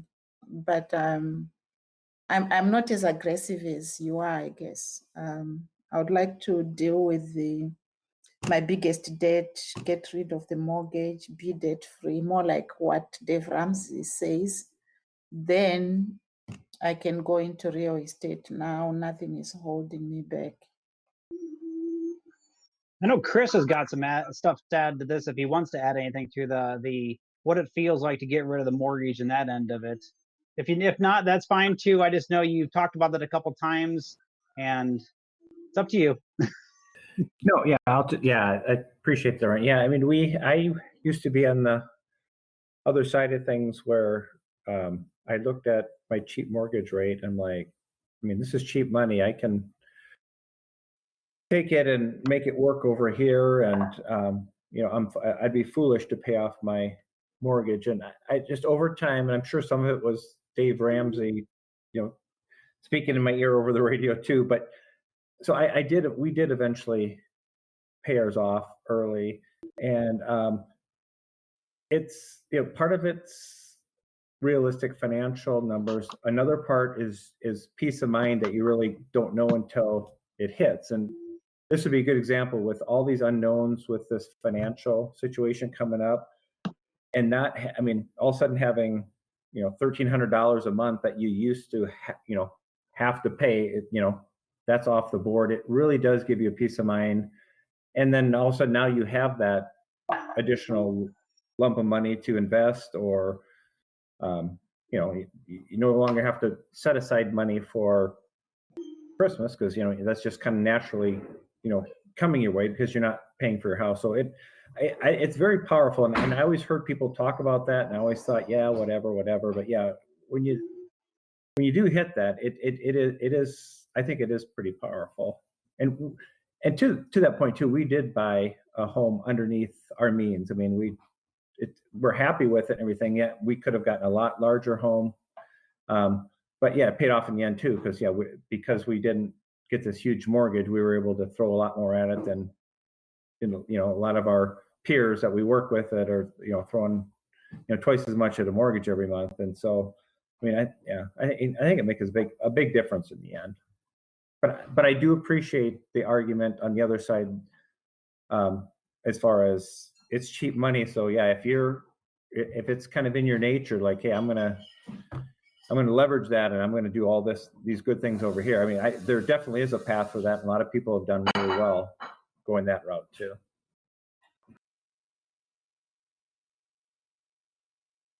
Thank you, Chris. And also, Diana, on the Dave Ramsey guru stuff, like Mitch was saying about, you can't trust certain people on, you got to do your independent research on things. I know there's a lot of people, if you were to, they say Dave Ramsey's good at getting people out of debt and trying to, get them to live within their means and stuff like that. But as soon as you start going into the investment world with Dave Ramsey, it gets very interesting. And a lot of people quickly poke holes in his investing philosophies in the stock market. But up until that point, most people say a lot of what he has to say is pretty good, sound advice for people just trying to figure it out and move forward. Absolutely, and what Chris talked about, just the peace of mind of knowing that I don't have a mortgage. Whatever I'm doing now, I can take a risk. I can do whatever I want with my excess money. That's where I want to be. I'm not as entrepreneur like other people. That's why I left the private sector because there was no job security, and that's why I actually had a salary cut to go to Iowa State because there's more job security. You don't get fired at a public university. Makes sense. So that's kind of where I'm coming from. Not too aggressive, but still trying to retire early. Yep. And also, I don't know what percentage your mortgage, you don't have to say it, obviously, but what percentage of your monthly expenses is your mortgage. But once that's gone, then the cost it takes to live might be cut in half or by a third. And all of a sudden you realize it takes a lot less to live on. It's kind of like you go to the shockingly simple math behind early retirement, the Mr. Money Mustache type stuff, where if you realize it doesn't take that much to live on if you don't live outside your means and you just don't do a lot of things a lot of other people typically think they have to do. And then when you realize, well, $25,000 a year, I can live pretty good on if I don't have a mortgage, if I've got the XYZ figured out, then it's like, well, I easily make enough money that I can cash flow $25,000 in residual in order to cover that lifestyle. Then congratulations, you just calculated out that you've hit retirement. And then it's just a matter of what do you do from there? And then maybe retirement is that you still work a few hours just to do what is your passion project versus what you don't really want to do, or something that may pay a lot more, but it's not really one of those things you want to do. Like I was talking to an engineer recently. He's like a senior engineer working for this company for a lot of years, well, where I work. And he's got his goal when he retires. He started a nonprofit called Hope's Toolbox, where his plan is him and a bunch of engineers or mechanical engineers are collaborating on creating sustainable things around the world in like third world countries using the resources that are readily available around them. And it just sounds like such a cool idea. And he's like, yep, I just got to put in a couple more years of this. And then once I'm done with that, then that is his passion. And I mean, you can just see his eyes light up, like the fact that you can tear apart old tires found in some part of Africa, that you can turn them into this, or these oil barrels and turn them into that. And then you just get a bunch of creative engineers together. And I'm sure there's enough money in that for him, but it's just, you got to make sure you've got enough money to at least maintain your living, or at least comfortable with that. And then you can start whatever is your second career, or I guess in your case, it'd be a third career. Then if you went from the private sector to the university and now whatever you may do down the road, well, then real estate next. You're absolutely right. It's kind of exactly what I was planning as well, because at Iowa State, you can negotiate to work 50% of your time Awesome. as you get older. So that has been my plan, to say, okay, it's a cutback on my paycheck. I never get fired until maybe I turn 70 years old. And I can decide to 50% of the time, and then I can volunteer. I was born in Zimbabwe, in Africa, so I like to volunteer and help African smallholder farmers who always suffer a lot from droughts and all that. So after having benefited from the good education and opportunity to work in the US private sector, before I die, I would like to help my continent. So I can only be able to do that if I can cut back on my full-time employment. Awesome. Would that still then provide healthcare benefits then if you went to the 50%? Yes, as long as it's you take about between 50 and 55%, and you still have, ISU actually has very good health insurance, better than the private sector. I was surprised. It's pretty good. Sounds like you've set out like the perfect long-term plan.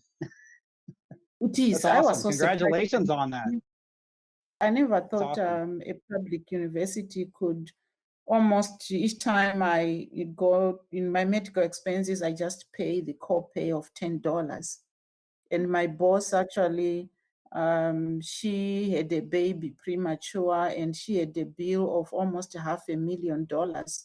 And she said she only paid $10 copay. Wow. So it's amazing for a public university. Yeah, that's awesome. Hey, yep, that's a good university. So who else has a question or a comment or a concern or a story or anything else on your mind that you'd want to talk about? Or I was curious. They keep talking about this $1,200 per person kind of thing coming up, and they keep talking about income as the deciding factor. What is the income? What does that mean? Is that gross income? Is that adjusted gross income? What is that deciding factor on? What I you don't get? know. It's adjusted gross income. It's AGI. Okay. So I was wondering, I'm probably above that. So if I just put in traditional 401k, I could pull back down into some of that, and was thinking about if that would benefit me at all or not. Okay, so can I take this one? It's adjusted gross income to get your to get the $1,200 they're sending out in the next couple of weeks. They're going to use your most recent filed tax return. So if you haven't filed your 2019 and you would qualify based on your adjusted gross income in 2018, I would not file the tax return if that's going to show that you're not going to qualify for it. If you've already filed the tax return and you qualify for it, you're going to get the money. Now later, if you didn't qualify in 2018 or 2019, but you qualify in 2020, they're going to give you that as a credit back on your taxes in 2020. Now, if you get the money in based on your 2018 or 2019 tax return, and you end up not qualifying based on your 2020 income, my understanding is they're not going to take that money back from you. So you're not going to have to repay it. They've changed the language of that, I think, on the last minute. Well, we're fortunate that we have a brilliant tax expert on here that unfortunately can't talk, but he can type it so that we can always look back on exactly what Dave has to say, and that unfortunately that the avocados aren't cheap right now. So I'm a little bit bummed about that because I'd love to make some guacamole during this time. But yeah, Dave can probably answer all this through chat, unfortunately, to help anybody out. Or you could even message Dave if you got a specific question on that portion, and he could like reply back to whatever it is. But Tyler, I mean, you probably have the answer you're looking for the most part from Sean. So if I increased my traditional 401k instead of Roth 401k, I would be able to probably pull back down and get that down lower and qualify for some. I don't know. At least I'll think about it. Well, it sounds like it's all based upon what's already decided. So by making changes now, probably wouldn't change anything. But that's just throwing that out there, because if they're talking, we're going to somehow get this money in the next, few weeks, whatever you did now wouldn't probably make much of a difference. Yeah, it wouldn't make a difference for the check that comes in a couple of weeks, but they're talking that this is actually truly a 2020 rebate. They're just pulling it forward now for the people that need it. So if you qualify for this thing in 2020 tax season, then sounds like that's when you get it as well. You have the ability to get it then or now. Oh. Basically, they're trying to compensate for people who traditionally had a good income per se, and then this economic hardship came along, and now their income is lower for 2020 than maybe it has been in 2018-19 previously, and so that's what it sounded like. Yeah, so if you don't qualify on your 2018 or 19 tax return, and they're not going to they don't send it to you in the next couple weeks, it will true up to your 2020 tax return. So in that case, lowering your adjusted gross income would help you out. So you could do something like contribute to 401k. I'm not sure if they moved the Roth IRA or if they moved the IRA contribution deadline to July. I think that might, that you can now contribute to an IRA for 2019 all the way to July 15th, but you definitely can still do it till April 15th if you want to change your 2019 income. That might not make any difference right now. But yeah, it's going to true up to 2020. Now, like Mitch might have just had a kid. And so that in the event that doesn't get added onto your 2019 taxes, if that doesn't show up, you can go back in 2020 when you file your taxes and get it. Somebody like Mitch probably pays estimated taxes anyway, so you could probably just not just reduce your withholding on your quarterly estimated taxes, or reduce your withholding, or however you want to do it, so that you get a little bit more money now. So I'm kind of curious how they know. I mean, I assume they use the bank account all the money lasts. Like if you got a refund, they would use that bank account as tied to. But so I'm guessing they're just going to put that money in there eventually. But if you chose to not take the money, do you have to tell them somehow not to take the money, or how does that happen? I'm sure Dave can type the comment in a little bit on the answer to that, but because it just sounds like for just Americans, it's just going to show up. That's kind of what I've heard.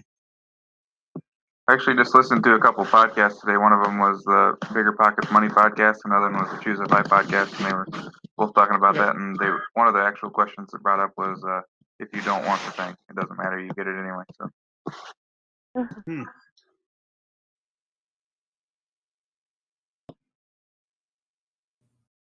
So who else has a question or topic or concern, comment, complaint?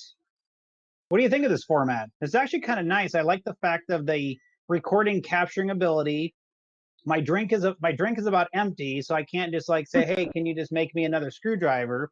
So that part's not the best, but it's cheaper, and I just need a bit. You know what I need to do is get a second cup, and then I'll just have it ready to go. But no, I mean, this is other than my couple. I mean, I've done some video stuff before where it's like a one-on-one type thing, and then these couple Zoom family get-togethers these last 2 Sundays, which we're planning on the next few Sundays. That's what we're going to do. But other than that, I mean, this is kind of, I don't have a lot of experience with this multi-group, lots of people on at the same time, other than I guess we do it at work. But for some reason, it feels different when it's done at work. This doesn't feel like work, obviously, but it's just, it's interesting.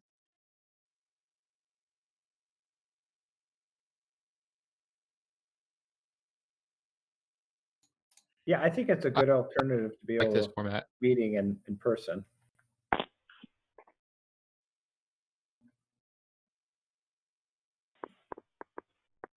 So I wonder if we'll start having we have to have a virtual computer set up. So there's some people meet in person and some people don't meet in person, or if that would be too cumbersome to make something like that work out. But even like the fact of being able to get people, from the Cedar Rapids area that, you, Sean and John, you guys usually were driving when you were coming here, and that's got to make for long drives home after, a meetup that ends 8:30, 9 o'clock, depending on how much talking is going on. But just to be able to remote in, and if you show up late or don't show up later, if you don't feel the best, it's just a matter of, log in and listen or get the recording later.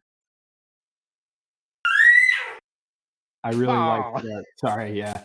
I really like the virtual stuff. It actually for us, it's a lot more time efficient, and we can have a little one playing on the floor next to us, which is helpful. So I do like it. I was adamantly against virtual meetings, but it is a huge time saver. Oh yeah. Of course, the downside for those that own restaurants and are hurting is like, okay, now we're all realizing, hey, we could do this without you. So it's like, yeah. You're like, oh my gosh, we could make this even harder on them in the long run. Well, but I heard an interview from the owner of Splash, and I guess he owns all the Jethros, and he was just kind of laying it out there like there's just too many restaurants. There's been too many restaurants for a lot of years now. And his opinion was, he's like, I know it sounds heartless, but he said, I think a lot of them should be closing. He said the fact that every strip mall has, their own little shop in there, he just did not like the whole idea, but he just thought there was too much of them and they're just everywhere. So he thought that should be scaled back anyway. I mean, I don't know if it should be or not, but that was just kind of his opinion, that it's been to such a saturated market for so many years now. It's like, how many different ways can you make a burger? Throw a zombie over here for some, and then whatever over here for the other ones. Yeah, I've got friends that are like stressing because now Steak and Shake might not come. I'm like, really? You really have a hard time finding a good burger? You really got to have the Steak and Shake, or your life's not complete. I mean, I was just like, what is that about? Learn how to make one at home.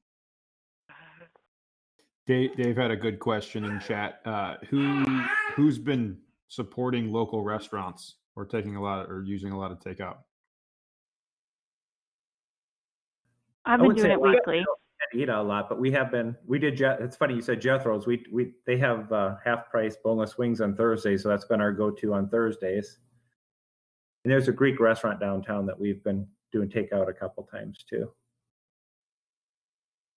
Yeah, I know that they that was quoted, and I've heard it multiple times now, that Splash Guy made it first. He said, if you want your favorite restaurant to exist after this, then you should probably order their takeout during this time, because a lot of them are just so cash flow tight that they're just week to week just to make it last, that just take something to go here and there, and that'll definitely help them out.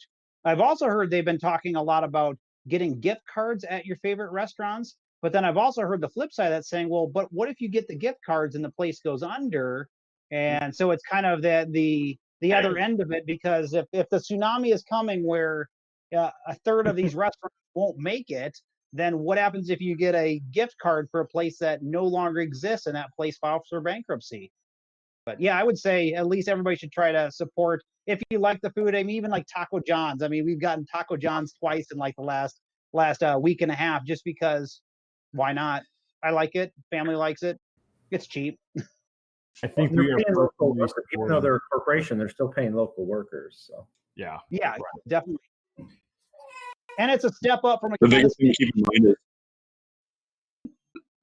so it's also something to keep in mind is looking for. So Taco John's is a franchise location too, versus like corporate. So if you're going to like an Olive Garden or something that's corporately owned, yes, you're supporting maybe the waiters and waitresses and cooks and everything a little bit to have a little bit more, but it's not helping keep the business in the same way. Like they can support and they can still pay their people a little bit better. But one of the things we're trying to do at Archway Properties is figure out with doing if there's ways where we need to try to do some referrals or something, offering restaurant gift cards to like local restaurants of their choice as like kind of the thank you, instead of doing some sort of a head finder fee or something.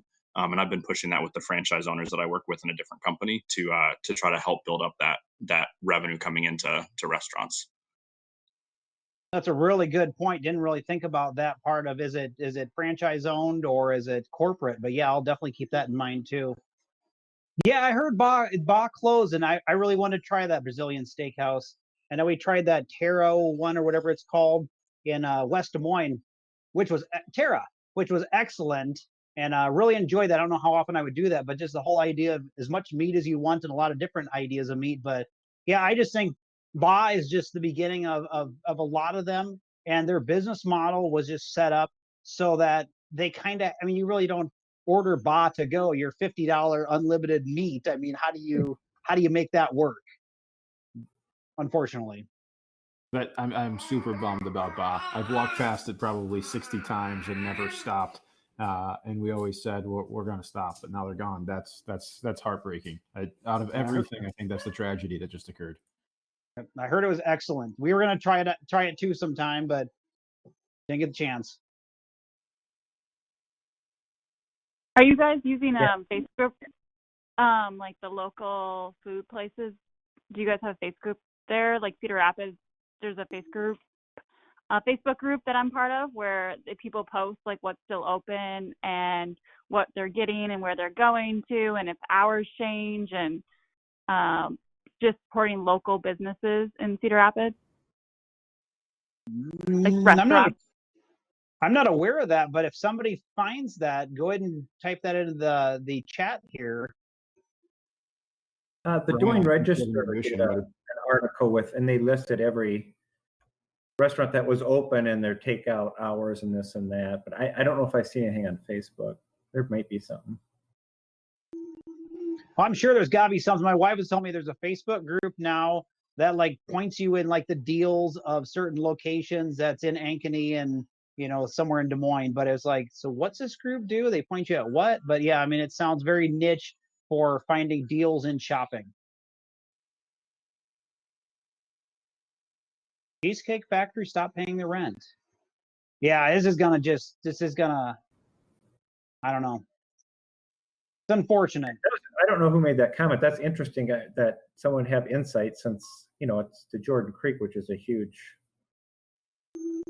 Someone must work for Jordan Creek or something. I don't know how else you'd have it in.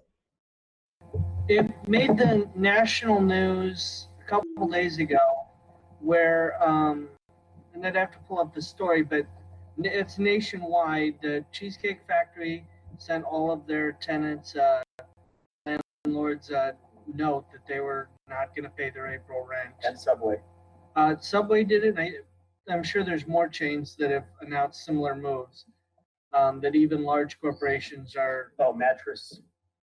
Oh, mattress yeah, one of the mattress stores. There were three of them. Yeah, it's been a national trend, and it's a little alarming. Large corporations, I guess. So don't invest in commercial real estate is what I'm hearing. It's gonna be a bloodbath. Well, and also if you think about it, there's so many places that we're putting up all these commercials, like even in Ankeny, there's just all these places that have never even been filled with a retail whatever.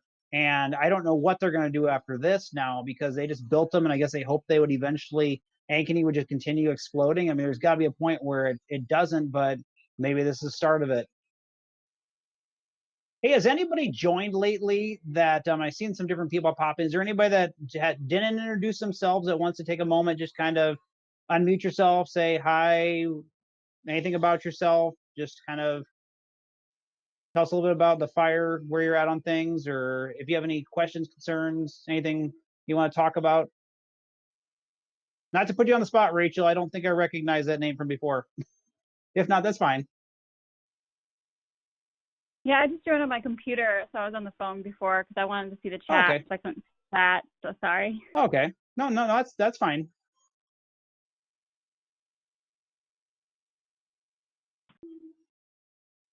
So then, Mitch, how does everybody get the recording afterwards? Is it because you've used an email address on here, then we'll get a link to the recording from there? I assume think that is accurate. I think. Okay. I've never sent a recording out this way, so hopefully when this ends, everyone just gets a copy of it. But if not, I'll push a button. I'll figure it out. I did verify like 4 times. It is recording. I see the little button It at is. the bottom of the screen. So we're good. Okay, it's not a trick button then. Okay. Yeah, I'll be curious not to a see trick then button. if this is. It'd be interesting to see then. Is this something that's stored for so many months, or is this something that's a, as long as you've got a membership, it exists, or we get to download an MP3 or something? I'm also No just idea. filling time. I'm also just filling time until somebody else has something to contribute or has a question or something like that. I'm good at filling time if anybody hasn't noticed, but just chime in at any moment and say what's on your mind.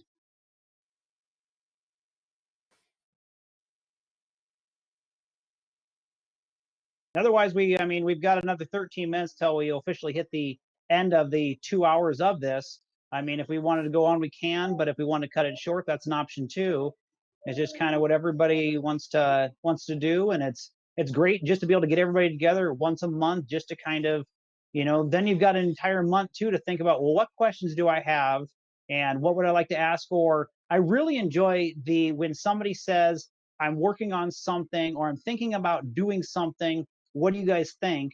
And then when they come back a couple months later and they say, remember when I asked you about what you guys think about that, whatever, I ended up going this direction, and here's how it worked out or didn't work out, or here's the challenges I'm currently going through, because that's part of everybody here. We're all trying to learn together and distill the best information we can from each other. And, when people have resources they can pull from, we're just a vast amount of knowledge that we can share with each other and contribute, as we're all on the same journey. One suggestion, and I don't know what the group thinks, but if anyone wants to interview somebody next month to kind of guide the conversation, feel free to elect somebody to be interviewed. If we do that ahead of time, we can all kind of gather some questions around it. So that's what we did for the real estate meetup last month, and I think it went pretty well. And just an idea that we're throwing out there. Virtually, I think it works really well because no one's like so boxy about it. Yeah. Or is there a way to share in like I assume there's a way to share in like a presentation mode if somebody, because like when we did the as I say, when we did the points one, or the frugal vacations or that kind of thing, I know Amanda and I spent a bunch of time trying to put a bunch of links together and all stuff. Or even the last one we did with the investing, we just kind of had a format we kind of followed on a topic for the most part that has kind of kept it going forward, versus this just kind of, and we always had time just to talk about whatever's in anybody's mind, but then it seemed to have more of a flow to it and not a lot of like, what can Ryan fill the time with? So yeah, so we can definitely share. I can share a screen, or anyone can share a screen if they want to. So if we can put together an agenda and kind of keep pace against it in a virtual format, maybe better than in person. Something to consider. But I've got a huge network, guys, so I'm happy to leverage anything inside of my network, ask the questions, get people on the phone. So everyone has a network, right? But if there's anything specific you don't know how to connect with, let's reach out via the Facebook group, and we'll get someone on the phone for it. Definitely. Does anybody have any topics you'd like to cover next month, or any thoughts? Or we could always just leave that for on Facebook too, if you wanted to throw out some ideas on what to talk about, or we can call it early. Whatever everybody wants to do. Is there a vote option on this thing? Like, Not can that we I all know. like, out of these 4 options, what would you guys like to do? Or like thumbs up, thumbs down kind of stuff. It'd be cool Not if it that I had know that of. feature. Okay. I got I'd be really interested in somebody doing a case study. I know we're going to maybe do that this time, but I think that probably got shelved due to the whole thing. So yeah. Well, I know Darson was going to do it he was going to do it this month before it would turn into a virtual thing. That's something, if Darson wanted to do it again, if we wanted to go the case study route, Darson, I'm sure he'd still be willing to share his journey and stuff like that. And like he was talking about, just recently got laid off. So I don't want to say the story becomes more interesting, but the story becomes more interesting because it's different adversities he's dealing with, and it's just the whole, where do you go from here? You think you have a plan, and then the plan changes, and how do you adapt to that? And it's kind of like the main foundation of stoicism. It's how you react to the things around you that really matters. It's not it's not what's happening, it's how you interpret what's happening that really matters. So this could be the greatest thing or it could be the worst thing. I mean, but it's your choice on whether or not you want to see it as good or bad, or the opportunity, the obstacle in the way. Yeah, I think that's a good idea, Jared. I think we should revisit that, whether it's with Darson or someone else. If anyone wants to volunteer, that'd be cool. I'll reach out to Darson after this, or Ryan, if you want to. Feel free. Okay, awesome. I'm guessing Darson would be open. Go ahead, Chris. Sorry, I didn't mean to cut you off. I was just going to ask, because have we ever invited a financial advisor that is strictly fee-based? And I mean like per hour fee-based, not even, they're not even paid on assets. It's just, for $250 an hour, I will look at your situation and advise you. Or, I mean, is that something that people are interested in? Oftentimes I just wonder who is those type of gurus that are nearby here in the metro. They don't, they're not comped on anything that they sell. It's just strictly their time is how they're comped. And so in my opinion, they're going to be completely neutral on what they would recommend or how they would steer people. So first of all, I'd wonder, is that something people are interested in? And secondly, is that anything we've ever had happen at one of our meetings? Or does that make sense for what we're doing, I guess? I think it does. Sorry, my daughter's talking, but I think it does make sense to do if everyone else is open to it. There's something to be learned from anyone, even if we have to pay him. I'd be cool with that to hear his opinion and pick his brain as a group. If you guys know anyone that would be interested in that. Oh, and my point wasn't so much I was looking for someone that would want to be comped. I was just looking at their fee structure and how they would operate their advice. It would be based on,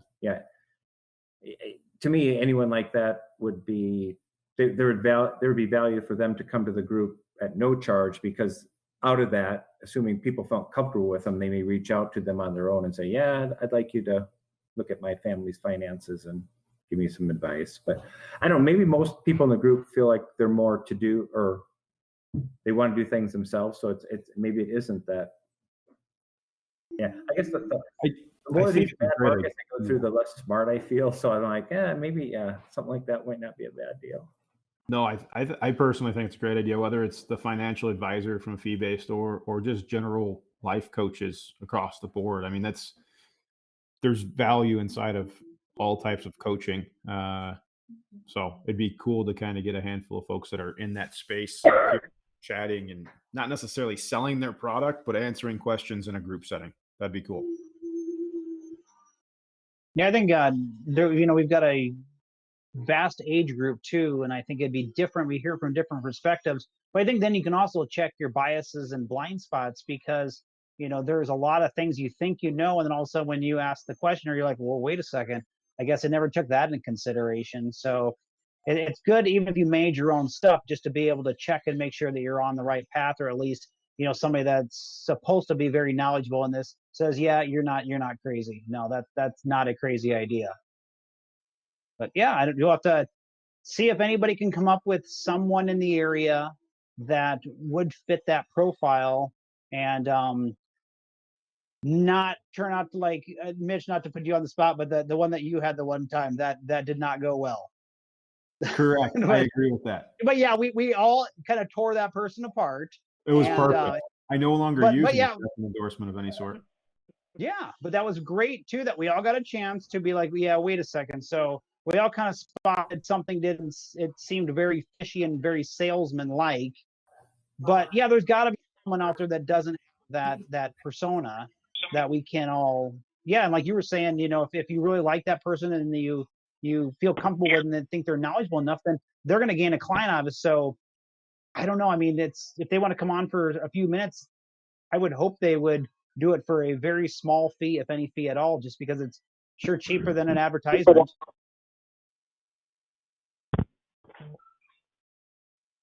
Somebody's starting to talk, I think. It looks like it was Rachel, but then I didn't hear her come through. Okay. Well, does anybody have any last closing comments, thoughts, or anything like that? I mean, we could probably, I mean, it's 4 minutes to 8. Dave And had we a could quick kind of question. call it so we don't. Oh, we got a question. Okay.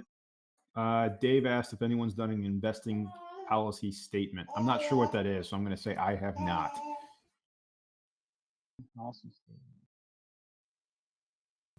I've heard of it. Basically, it's just to when you kind of got a cool head and things are going smooth, you write out what your policy for investment's going to be, and then when things kind of tank or divert, you can always kind of read back to that statement and then say, "Does this match what I thought? You know, when things were good, I need to stay the course," or you know, basically that kind of thing. Yeah, I know in the active investor, I used to be part of an active investment group. I don't do any of that stuff anymore. But that was something that was really big in there. They would talk about creating your rules and then making sure you follow your rules. And then that was one of the things they always circled back to, like, oh, yeah, I'm going to buy some Apple stock. And it's like, okay, well, did you check to make sure it follows all of your rules? Well, yeah, it follows 9 out of 10. It's like, well, what about the 10th one? Well, it's like, well, if you wrote the rules at one time, then are you sure it just kind of, it brought you back and balanced, it centered you so that you wouldn't start like drifting off because of some type of change. So I'm aware of that in the active investor part, but yeah, that does kind of make sense, kind of an investment philosophy statement.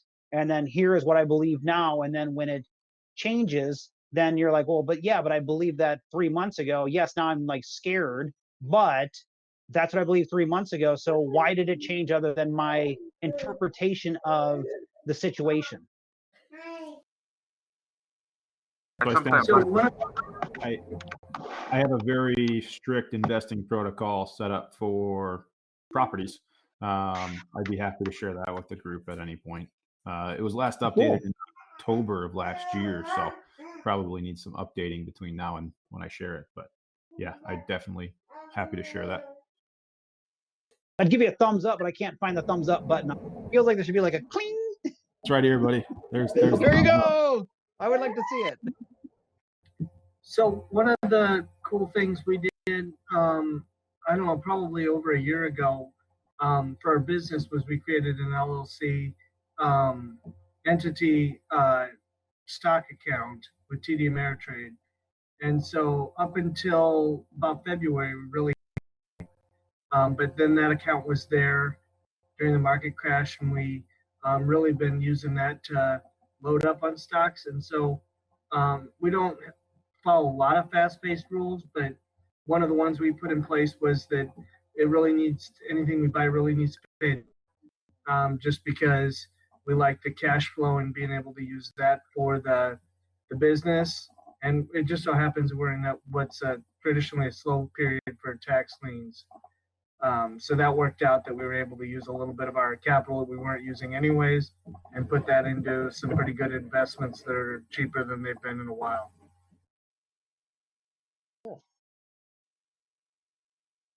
Sometimes I listen to the podcast called The White Coat Investor, and that's where I hear the investment policy statement a lot. And I've seen that it's not really a statement, but I've seen a few people post that index card. I think I just saw Nick Brinks. I think he might have posted it recently. It's like an investment card, like the market only does this after this amount of time. It's just it's a reminder somebody keeps in their pocket of its generalized rules, but it's kind of like, here's how the stock market acts. And whenever you think it's different, grab this out and take a quick look at it. And it should help center you back to like, well, this is how it historically goes. So just, hang in there. But 8:01 now. Anybody else have any last minute things or anything else they'd want to share, or if anybody has any things they think of after this, we could just go ahead and just start a Choose by Des Moines. Just start a comment on things like if you wanted to add anything, or oops, I forgot I wanted to ask a question. Go ahead and throw it in there. And I'm guessing the way this is going, we could probably even just do this next month. And then who knows, maybe the month after that, depending on how the Corona thing is, we may just choose this as a best format and maybe we could get our takeout from Felix and Oscars and take it back, and then we could do it this way. So we're still supporting the restaurant, but we're still getting a good chance to record everything. I do like the comments in the side that we're able to just capture all this stuff along with our conversation anyway. But yeah, this is really cool. Yeah, real quick, do you guys want to try to get some coaches or financial advisors on the line for next month, or do you want to go through investing protocols? What is there any? Just at least shoot an email through the Facebook group, or shoot a message through the Facebook group if you have a preference, and we'll kind of pick whatever the more popular choice is.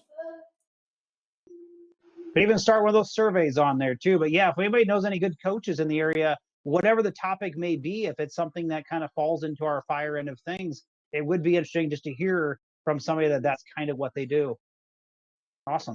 I'd be cool with virtual too. So I use a virtual trainer, like mindset, nutrition, and exercise routine. It sounds crazy, but I was very opposed to it. But it's been really helpful. So might be a. Yeah, I just had this stupid thought, but for some reason this whole time I'm thinking like, well, who do we know in the central Iowa area that we could get for a coach or whatever? And it didn't even occur to me that we could be like halfway across the world and have somebody. But yeah, I feel kind of dumb now that didn't even cross my mind. But no, I mean, yeah, it could be somebody from New York that we all want to have come on for a half hour or something and give a portion of this, give a talk on something. Awesome.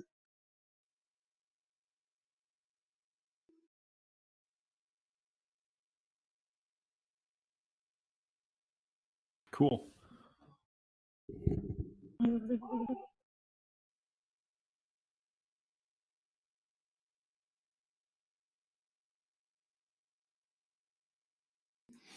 Yeah, so we'll put together some topics based on feedback that we get, guys. But really appreciate everyone joining us tonight. A conference will stay open, so if you guys want to hang out, I think Jess and I are going to hit the road though. So appreciate everyone being on. Yeah, thanks for joining us. This is awesome. Until next a month from now. Yeah. Later.